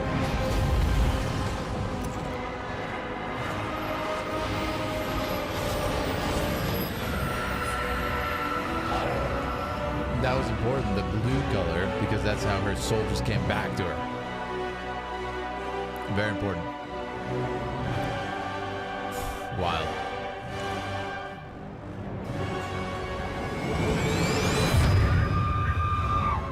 And now she's a banshee. Witness the end. The removal of the final barrier. Dang, this is a cool mount. What is this mount? For thousands of years, the Sunwell meant everything to our people. It's crazy to see so much Arthas in-game. dealt us a grievous wound when he defiled it. My faith was shattered when Silvermoon fell. I lost sight of who I was. But by the grace of the light, I found redemption before it was too late. Let this monument serve as a reminder of what it means to be Sin'dorei. That our every deed may honor the sacrifices of those who came before us. Yeah. No matter how much pain we endure, we will not lose hope. Dude, the In the music. face of darkness, look always to the eternal sun. That is far enough, Prince Arthas. I need to listen to these Your songs. march ends here. Arthas. Anarala Belore! You will burn for your actions. Dude. This is so crazy to see like that. Invincible! So You somebody... may have been formidable once, but I sense your soul fading. Your life force flickering weakly. So A somebody flame made this I will in-game. gladly extinguish. At least I have a soul, you despicable monster. Chocobos. At least I have a soul. Not for long.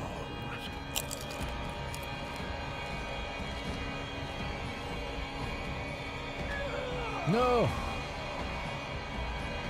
Arthas takes the win on that one. Thanks. Citizens of Quel'Thalas, I have given you ample opportunities to surrender, but you have stubbornly refused. Know that today, your entire race and your ancient heritage will end. That is rude, man. That is so rude to say. Death itself has come to claim the high home of the elves. This is Arthas amazing. slaughtered our remaining forces and used the Sunwell to resurrect Kel'Thuzad as a powerful lich, corrupting its waters beyond salvation. Our people would have soon suffered the same fate had we remained linked to its magic. With a heavy heart, Prince Kael'thas decided to destroy the Sunwell. The So much time has backstory. come. May the light of the sun guide us to the very end. Yeah. The sound of So cool to cannons. see this like in The context. Amani have landed on the shore. We must hurry. Cut down enough undead for us to pass, and leave the rest for the trolls. That will buy us the time we need. The Sunwell. What has he done? So somebody the soul of our recreated this in game. now is a what I was asking, right? desecrated font of decay. It worsens with each sunrise. Liadrin, guard the entrance. Let none pass. We shall hold the line until the very end. Salama a Shalanore! Cool. Hero, with me. Protect the Magisters at all costs. Oh. We must reach the Sunwell. The ritual appears to be working. Magisters, maintain your focus. It's cool to see so much like It is combat done. in the game too. for me. Roma, This is teleport us to safety.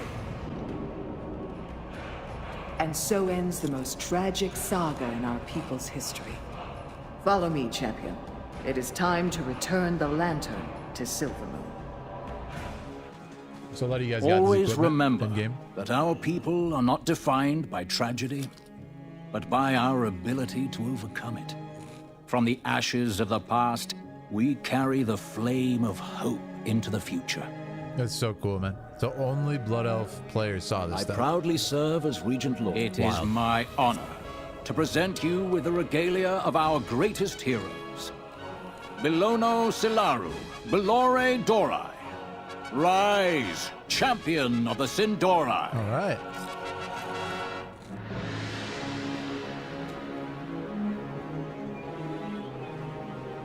Whoa. Okay. That's the armor. That's really cool armor. Yeah. What? That's actually an amazing piece.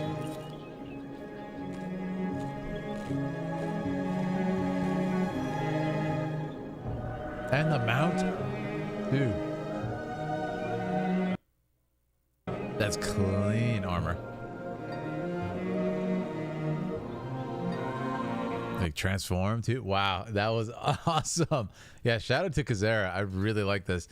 It's quite rare that we get any kind of in-game like explanations like that. So this was very fun.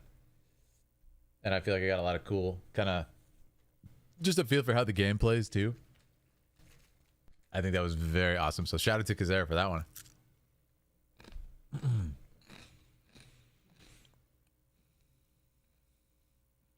Transformation was a paladin spell? Okay. Blood elves are always fashionable. I see. Just like a wizard is never late. I see. Yeah. Heritage, armor, number of sets and quests. Yeah. Because that was an awesome thing. I never would have thought like to see that on the viewer list, and that was really fun. Thank you.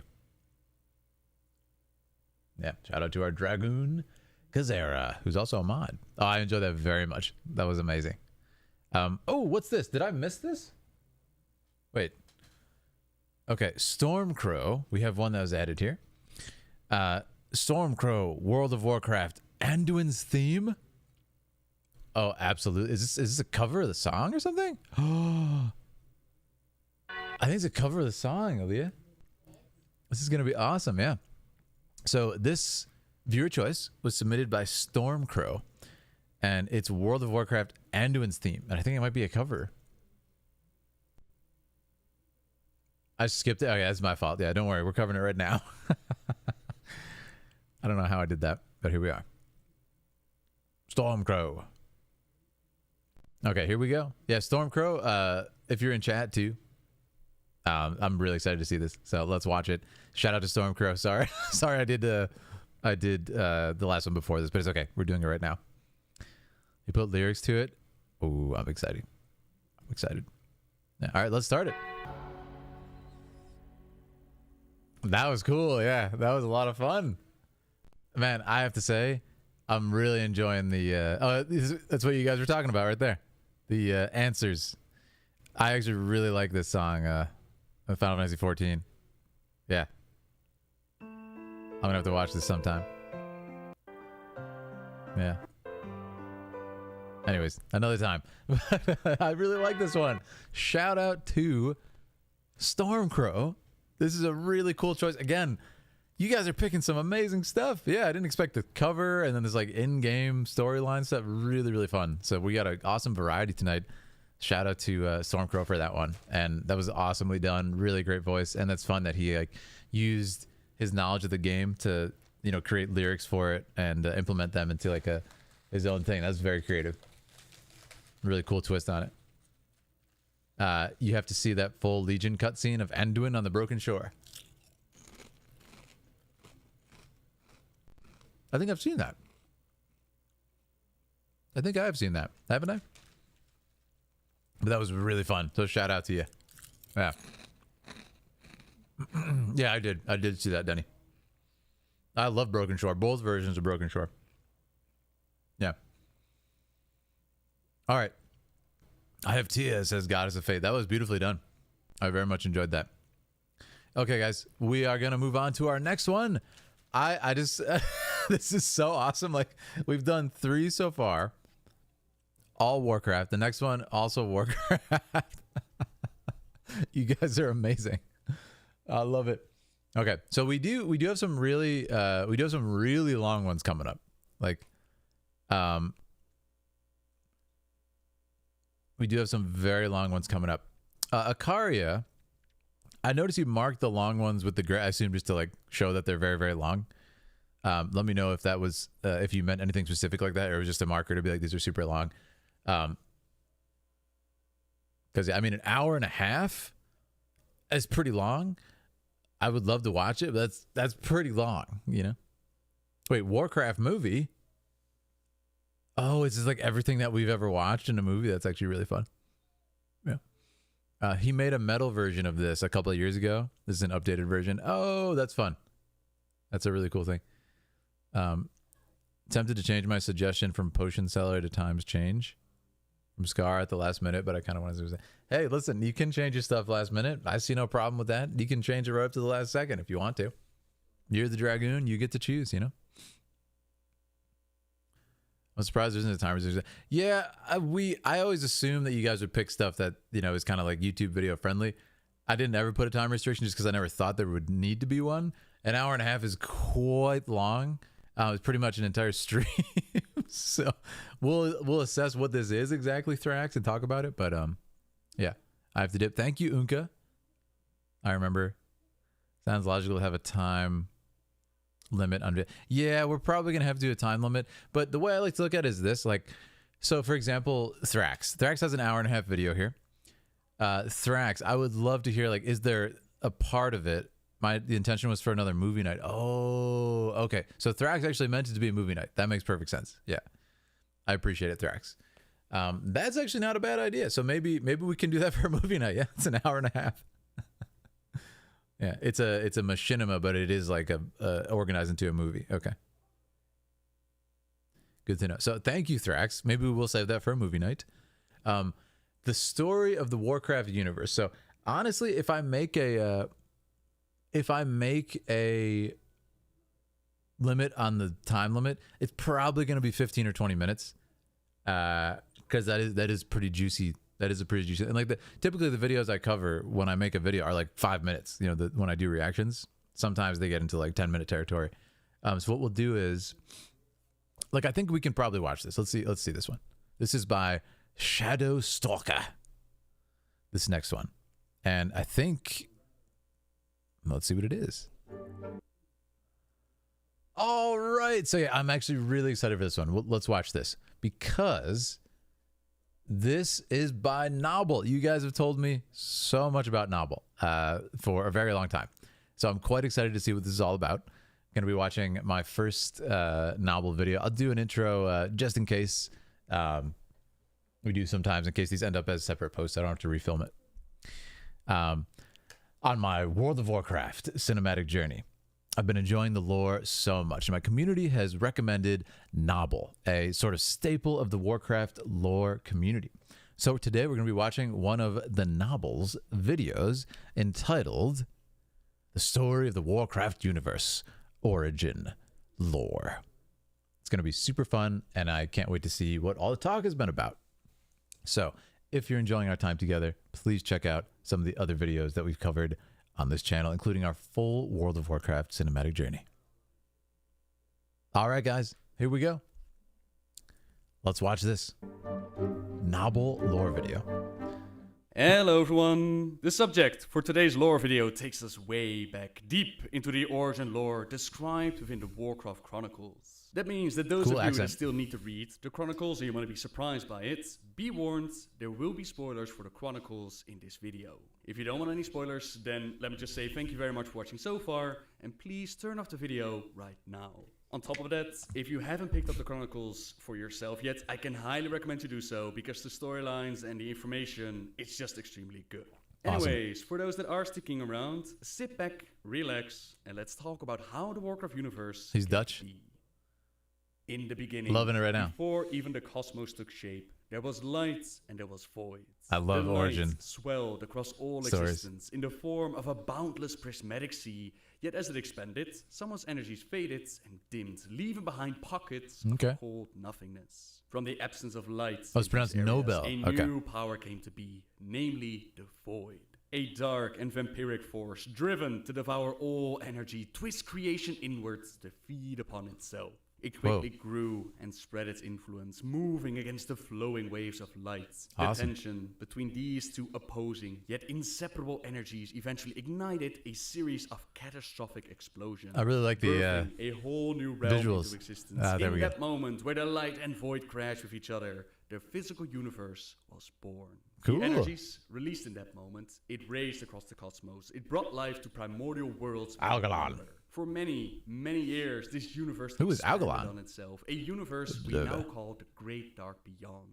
This is what they call the physical universe, an infinite living realm with innumerable stars, worlds, and mortal civilizations. Love it. The most unstable of the energies that released in this explosion, they came together in The an Nether? astral dimension that we call the Twisted Nether. The Twisted Nether exists outside of the borders of the physical universe, yet sometimes these volatile energies, they would Awesome. tear through the veil of the Great Dark, flooding into reality and warping creation. The birth of the cosmos also sent birth. shards of light throughout reality, giving life to creatures of wondrous and terrible diversity. The most common form of life to appear were the elemental spirits, primordial That's beings the of map. fire, water, earth, and air. You guys were talking You can about, find yeah. these creatures on nearly every physical world, and many of them reveled in the turmoil that came with the early ages of creation. Amazing. Occasionally, clouds of fractured light, it gathered together, and it gave shape to beings of far greater power. Amongst them, the beings we know as the Naru. The Naru looked rejection out across of the the gift. immeasurable universe, and they saw a realm of limitless possibilities. They I vowed love to it. use their mastery over holy magic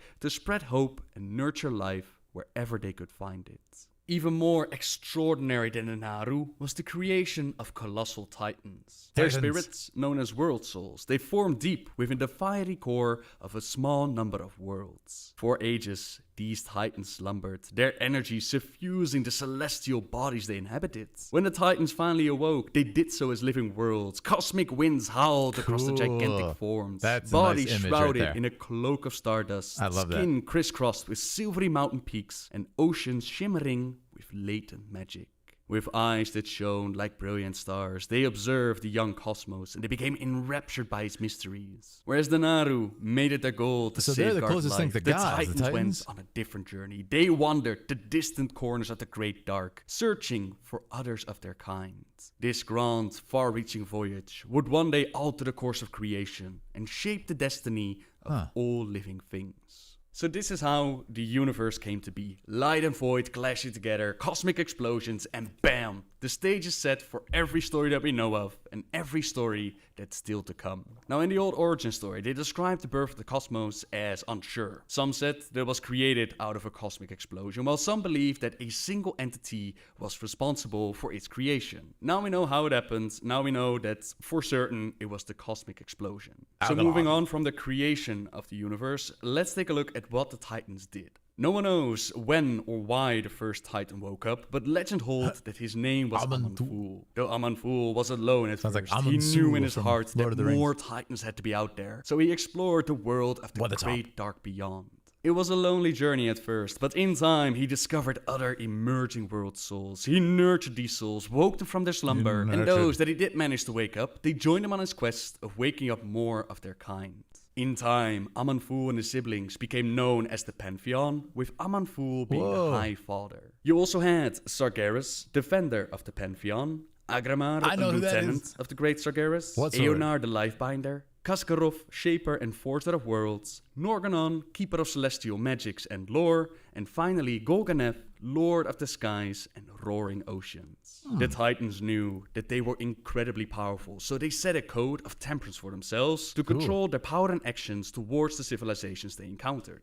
We always knew that the mission of the Titans was to bring order to the universe, but that was apparently not their goal, that was just their method. Their goal was to find and awaken more of their kind by searching from planet to planet. Each world they encountered, they used techniques to check if there was a world soul present. First, they would pacify the world's raging elemental population, then they would reshape the world, and finally, they would seed it with life. In doing so, the Pantheon hoped to call forth the world soul inside and help bring it to maturity, but most of the time, they encountered planets with no world soul inside. Okay, that didn't change the Pantheon's methods though, and even the worlds without a spirit inside, they fell under their protection. This to might keep be the planet important for safe War and Within. in order, the Titans empowered the primitive life forms on the planet to uphold the integrity of the ordered world, to make sure that the work was not undone. They also placed colossal machines in the surface of the world. Through these machines, the Titans could monitor what they've done, monitor these worlds, and if need be, they could purge them of life in case the evolution led them to disorder. So they have to help the Pantheon technology. with keeping an eye on things. As you can imagine, if you're going from planet to planet to bring order to the planets, you might not always be able to check up on the work that you've done. So Aman'Thul, he called upon a mysterious race known as the Constellar. These celestial beings observe the many worlds ordered by the Titans, keeping an eye out for any signs of instability. When necessary, the Constellar could activate a failsafe procedure to remove life from the planets in the hopes of resetting its evolutionary process. Okay, You might makes remember sense. this storyline from way back when during Wrath of the Lich King. In Ulduar, we fought with a Constellar called Elgalon the Observer. Elgalon, he scanned our planet and Lich he King. found it to be corrupted. It is in the universe's best interest to re-originate this planet should my analysis find systemic corruption. Because of Do not Arthas? interfere. The planet was apparently in need of a reset, so Elgalon was about to send a code which would activate the device in Uldum and purge the planet of all life. Thankfully, we were able to smack some sense into the celestial being, and Elgalon gave us a different reply code, which not only stopped the purge, it also gave Ronin a very beautiful speech. Citizens of Dalaran, raise your eyes to the skies and observe. I know For that voice. years, the Titans explored the universe, searching for more and more of their kind, but as they went along, fewer and fewer world souls were discovered. They kept going on though, pushing on, knowing that even with the many years behind them, they'd only explored a very small corner of creation. Yet, as the Titans worked on bringing life and order to the universe, another force was also hard at work in the distant reaches of the Great Dark. From the moment that the light and void clashed together, the moment that the cosmos came to be, dark spirits within the void, known as the Void Lords, they sought to push reality into a realm of eternal torment. They had long watched the Titans go about their business. They were envious of their power. They awesome. sought to corrupt one of these world-shaping Titans into an instrument of their will. They pushed to manifest into the physical universe. They were able to warp some of the unsuspecting denizens of Some cool creation, yet concepts they in were here. unable to corrupt the Titans. The Void Lords were not discouraged though. They figured that if they couldn't corrupt a fully grown Titan, then they just had to attack it in its most vulnerable state while it was still slumbering. They pooled their power together, and of course, like the Titans, the Void Lords also didn't know which planets contained a slumbering Titan soul. To cover all their bases, from the Void they sent beings known as Old Gods to infect and corrupt as many of the worlds as they could. They hoped That's that at the least a Old few of their Gods? minions would land on a planet containing a Titan spirit. way. The Old Gods, they contaminated mortal worlds and everything else that they touched. And although the Pantheon knew that the Void energies existed, they had no idea of the Void Lords or the Old Gods. Their attention was consumed by another dark force born from the twisting nether. Remember that this is a Legion. realm where light and void bleed together, engulfing it in constant strife. From it, the demons came, enslaved to unbridled hate and malice. They hungered for nothing less than the destruction of all life in the universe. The demons came in many forms, like two-headed void hounds, abyssals and infernals, the pit lords and the Nafrazim. They clawed their way into the physical universe, terrorizing mortal civilizations and bringing ruin to world after world. Ruin. Especially the Nafrazim, they relished in infiltrating worlds, corrupting them from within, and watch as societies devolved and crumbled. The Nafrazim would then corrupt their population, twisting innocence into new and horrific breeds of demon. Now, destroying all life, it goes against the Titan's mission of bringing order and awakening more world souls and bringing life to the universe. So as the demons caught their attention, the Pantheon sent out their mightiest warrior, the noble Sargeras to deal with them. Without hesitation, the great-hearted Titan set out and pledged that he would not rest until he had cleansed the universe of all demonic influence. For ages, Sargeras traveled to the world under attack, fighting to spare the mortal inhabitants from the invading demons. Jeez. Some demons had learned how to use fell magic, but Sargeras noticed that others had the ability to wield void energies originating from the Void Lords. These Void Lords were far more powerful than even the demons were, and their presence deeply troubled Sargeras. He wondered what the powers of the Void were planning to do and what their existence could mean for the universe. Yet, despite all of that, he carried on with fighting against the demons until he noticed something strange. What happened to him? In his many battles, he started to encounter demons that he battled and vanquished before. After he defeated them in the physical world, their spirits simply returned to the Twisted Nether, Resurrection. and returned to fight another day. That's really Killing funny. them Nice one, was Noble. only possible within the Twisted Nether or in areas of the Great Dark so saturated with that volatile realm's energies. Sargeras didn't know this yet. All he knew was that his current tactics were ineffective. So instead of doing what he'd been doing, Sargeras decided to build the demons a prison to contain them. With the aid of his fellow Titan, Agramar, who was sent by the Pantheon to help Sargeras with his mission, Sargeras learned how to manipulate and shape energies from the Nether. He used this knowledge to forge a prison within the Nether, known as Mardum, the plane of banishment. Dang, he's It powerful. would Is he act that? What as the an heck? impregnable pocket dimension from which nothing could escape. No longer would the demons be reborn after defeat. Now they would be contained within this prison, where they would languish for all eternity. Agramar and Sargeras, they fought shoulder to shoulder, a bulwark against the ravaging demonic the Titans are onslaught. beasts. Although Agramar was inexperienced in battle, he proved a very quick study. Over time, he earned Sargeras' admiration, and he became the Titan warrior's trusted lieutenant.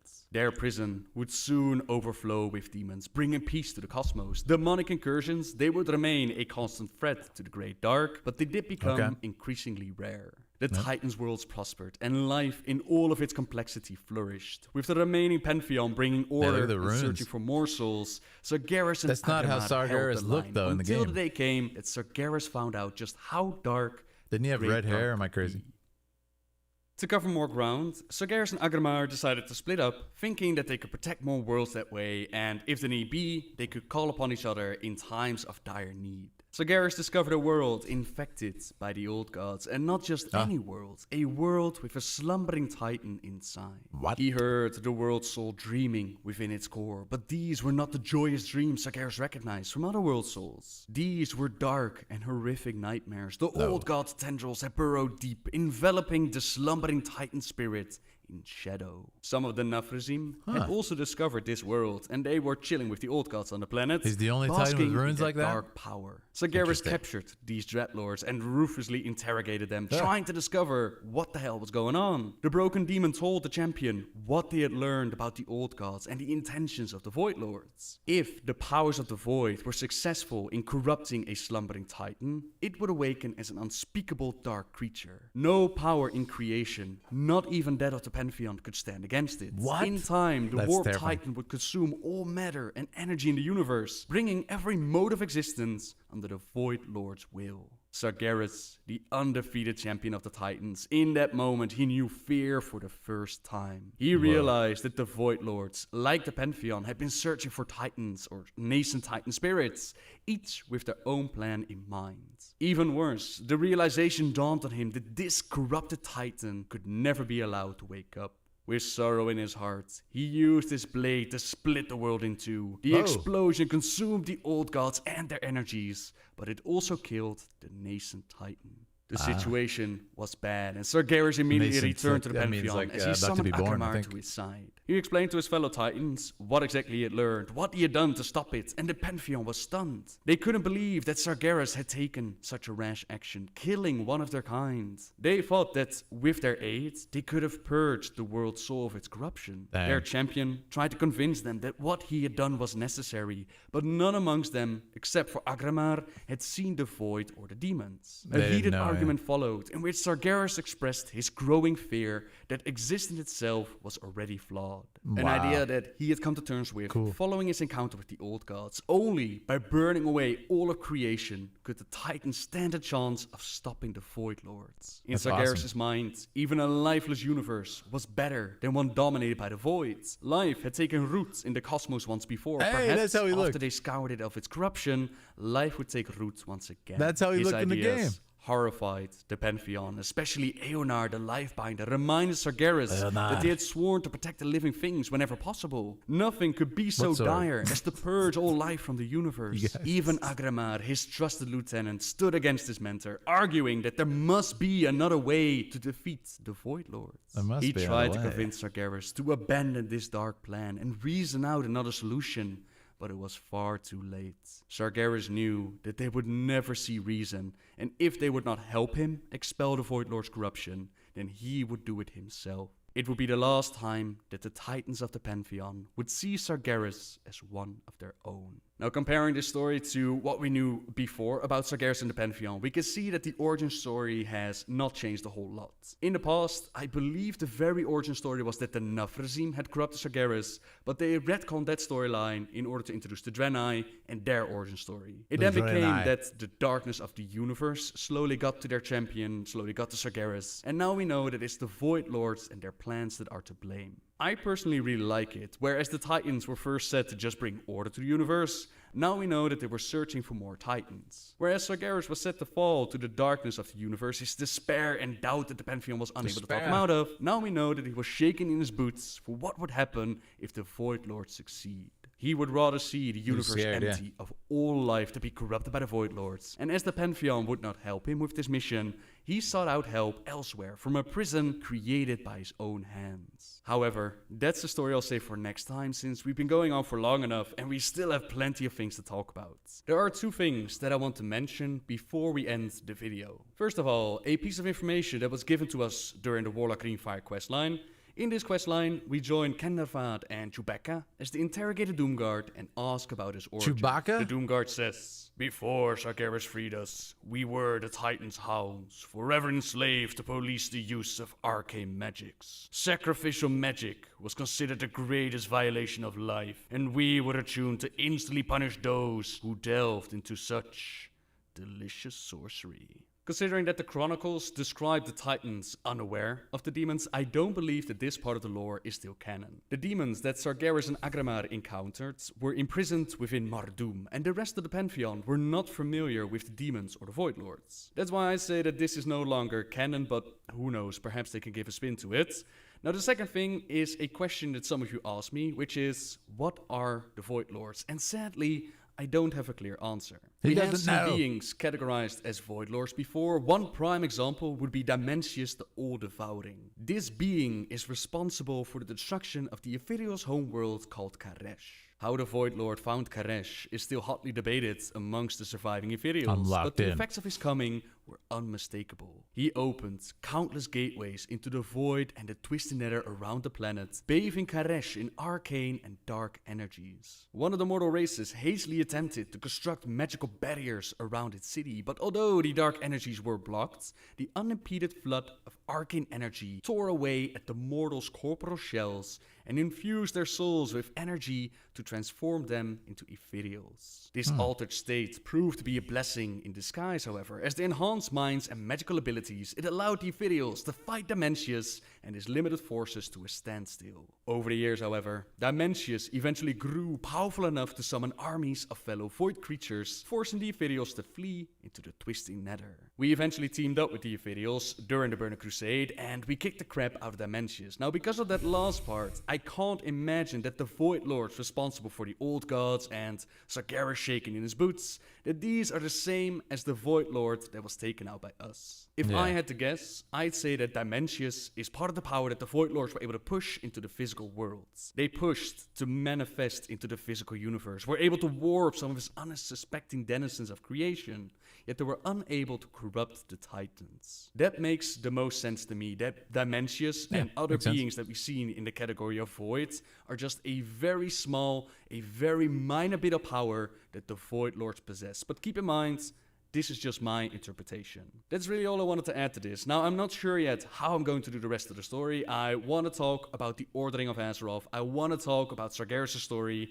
but I also want to cover the upcoming Illidan novel. I'm not entirely sure yet how it's all going to be released, but you can be sure that it's coming. For now, thank you very much for watching, everyone. I really hope you enjoyed the story so far, and if you want to read it for yourself, if you want more details, pick up the Warcraft Chronicles, since it's really, really good. Subscribe if you like my videos, and until next time. Shout out to Noble. Check out his socials there listed, and make sure to sub to his channel if you want to see more really good stuff from Noble, and very concise too. I mean, it's a ton of information, and it was well organized. It was really cool, and I definitely picked up a lot. People are saying in the chat though some of this might be outdated. The lore has changed a lot over the 20 years. So, you know, I don't know what's different there. Hey, what's up, Tweak? Just caught the stream. Been watching your videos for a while now. I'm a huge WoW lore nerd. Ah, that's awesome, Tweak. I'm so glad you could come to your first stream. And, I mean, we're watching the lore video right now on WoW, so that's perfect. Nobel is GOAT, says Kathy. Yeah, he's clearly really good at the lore. I'm really glad I got to finally engage with his content. You guys have been talking about him for a while, and it did not disappoint. I hope you took notes, Phil. This will be on the test. I mean, luckily the basics are very easy to understand, right? You know, the Titans were born from the cosmos, and you know, Sargeras was like their hero. He was sent to check out some worlds. He saw something really, really worrisome. Went ahead and made a judgment call on it to destroy it. Went back and told the other Titans. They're like, "How could you do this?" He's like, "You don't understand how dangerous this being was." Nope, it was one of our own. And he kind of went the dark. But a lot of people were saying it kind of like Arthas. Yeah, it really kind of was like Arthas. So Shadowlands did some retcons. I mean, was it a retcon, or was it like we didn't have all the information and then they revealed more? But I'm assuming they didn't like know about Shadowlands when they first made up World of Warcraft back in the day. So it makes sense. Yeah, it's tough with a game like this that's lasted so long, because this is a story that's been going on for like, I mean, how long since Warcraft 1 came out? Like, obviously they didn't know much about the lore back then because it was so simple. So they probably wrote it more for like Warcraft 3. But yeah, you know, like it's been such an evolving story for so many years. It wasn't like written down and planned out beforehand, I assume, at all. So Thormash says they filled in the context. Yes, that makes sense. But no, it was really good. Super educational. Shout out to Nobel, and shout out to Shadowstalker for this choice. So Thrax said maybe we'll save that for a movie night, the hour and a half. Our next one from Beta Thought Experiment is the Lord Inquisitor prologue. What is this? What is this from? They're not in the Discord. They're not in the Discord. Oh, okay. Yeah, there was like a situation where they couldn't join Discord. Yeah, that's fine. I'm just gonna see what this is. Is this Warcraft? This is clearly not Warcraft. Is this Warhammer? What am I looking at here? What content is this? Is this something just unique? It is Warhammer. Okay, that's what I thought. That's awesome. That's about a 10-minute one too. Very cool. Well, all right, guys. I think that is going to be it for the night. We covered so much. We ended up doing some very long viewer choice as well, which were amazing. And we cleared, 4 tonight already on that. Plus, I had to be at least 20 cinematics on Shadowlands too. So I'm very happy. That's Warhammer. Yeah, that's awesome. I will save that for next time because I want to be... that's a long one too. That's like another 10 minutes. And the other one I watched from Warhammer was like super, super, super in-depth. And like there's a ton of stuff to analyze. So cinematically speaking. So, he's got great ideas, says Charlene. Go watch Pyromancer's discussion. Ooh, sounds fun. Awesome. Well, that was amazing. Thank you so much, everybody, for being here. And I can't wait to cover the next viewer choice. This has been such a fun night. We ended up doing just pure Warcraft in the viewer choice too, so it worked out perfectly. I had so much fun. Thank you all for being here. And that's going to be next. Whoever's that was. Let's see. Let me check the name again. That was going to be for Beta Thought. That will be... that'll be next time on viewer choice. So I can't wait for that. Yeah. Got some great thoughts on the meaning of Sargeras' intense. Ooh, fascinating. Very accomplished stream tonight. Yeah, thank you so much. We did a million things tonight, guys. I had so much fun. We operated at a breakneck pace on Shadowlands.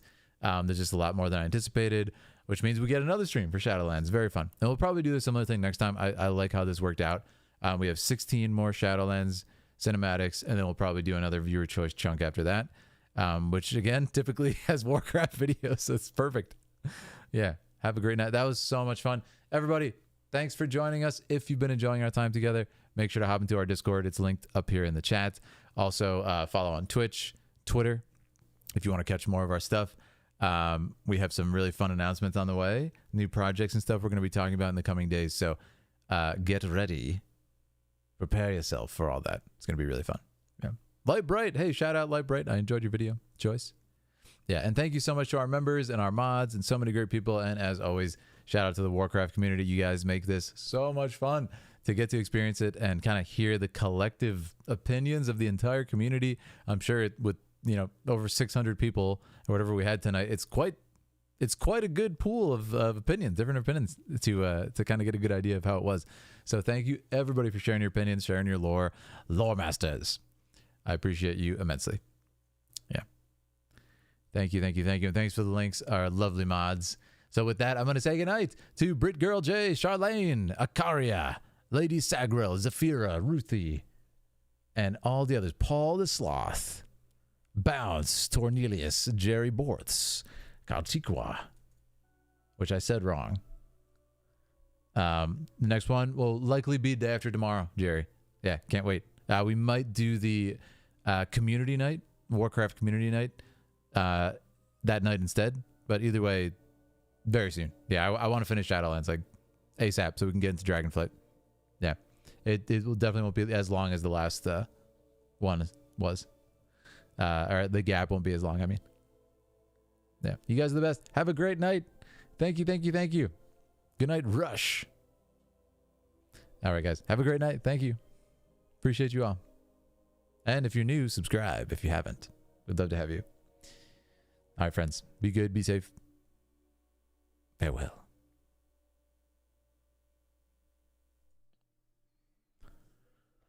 Farewell, Philodari.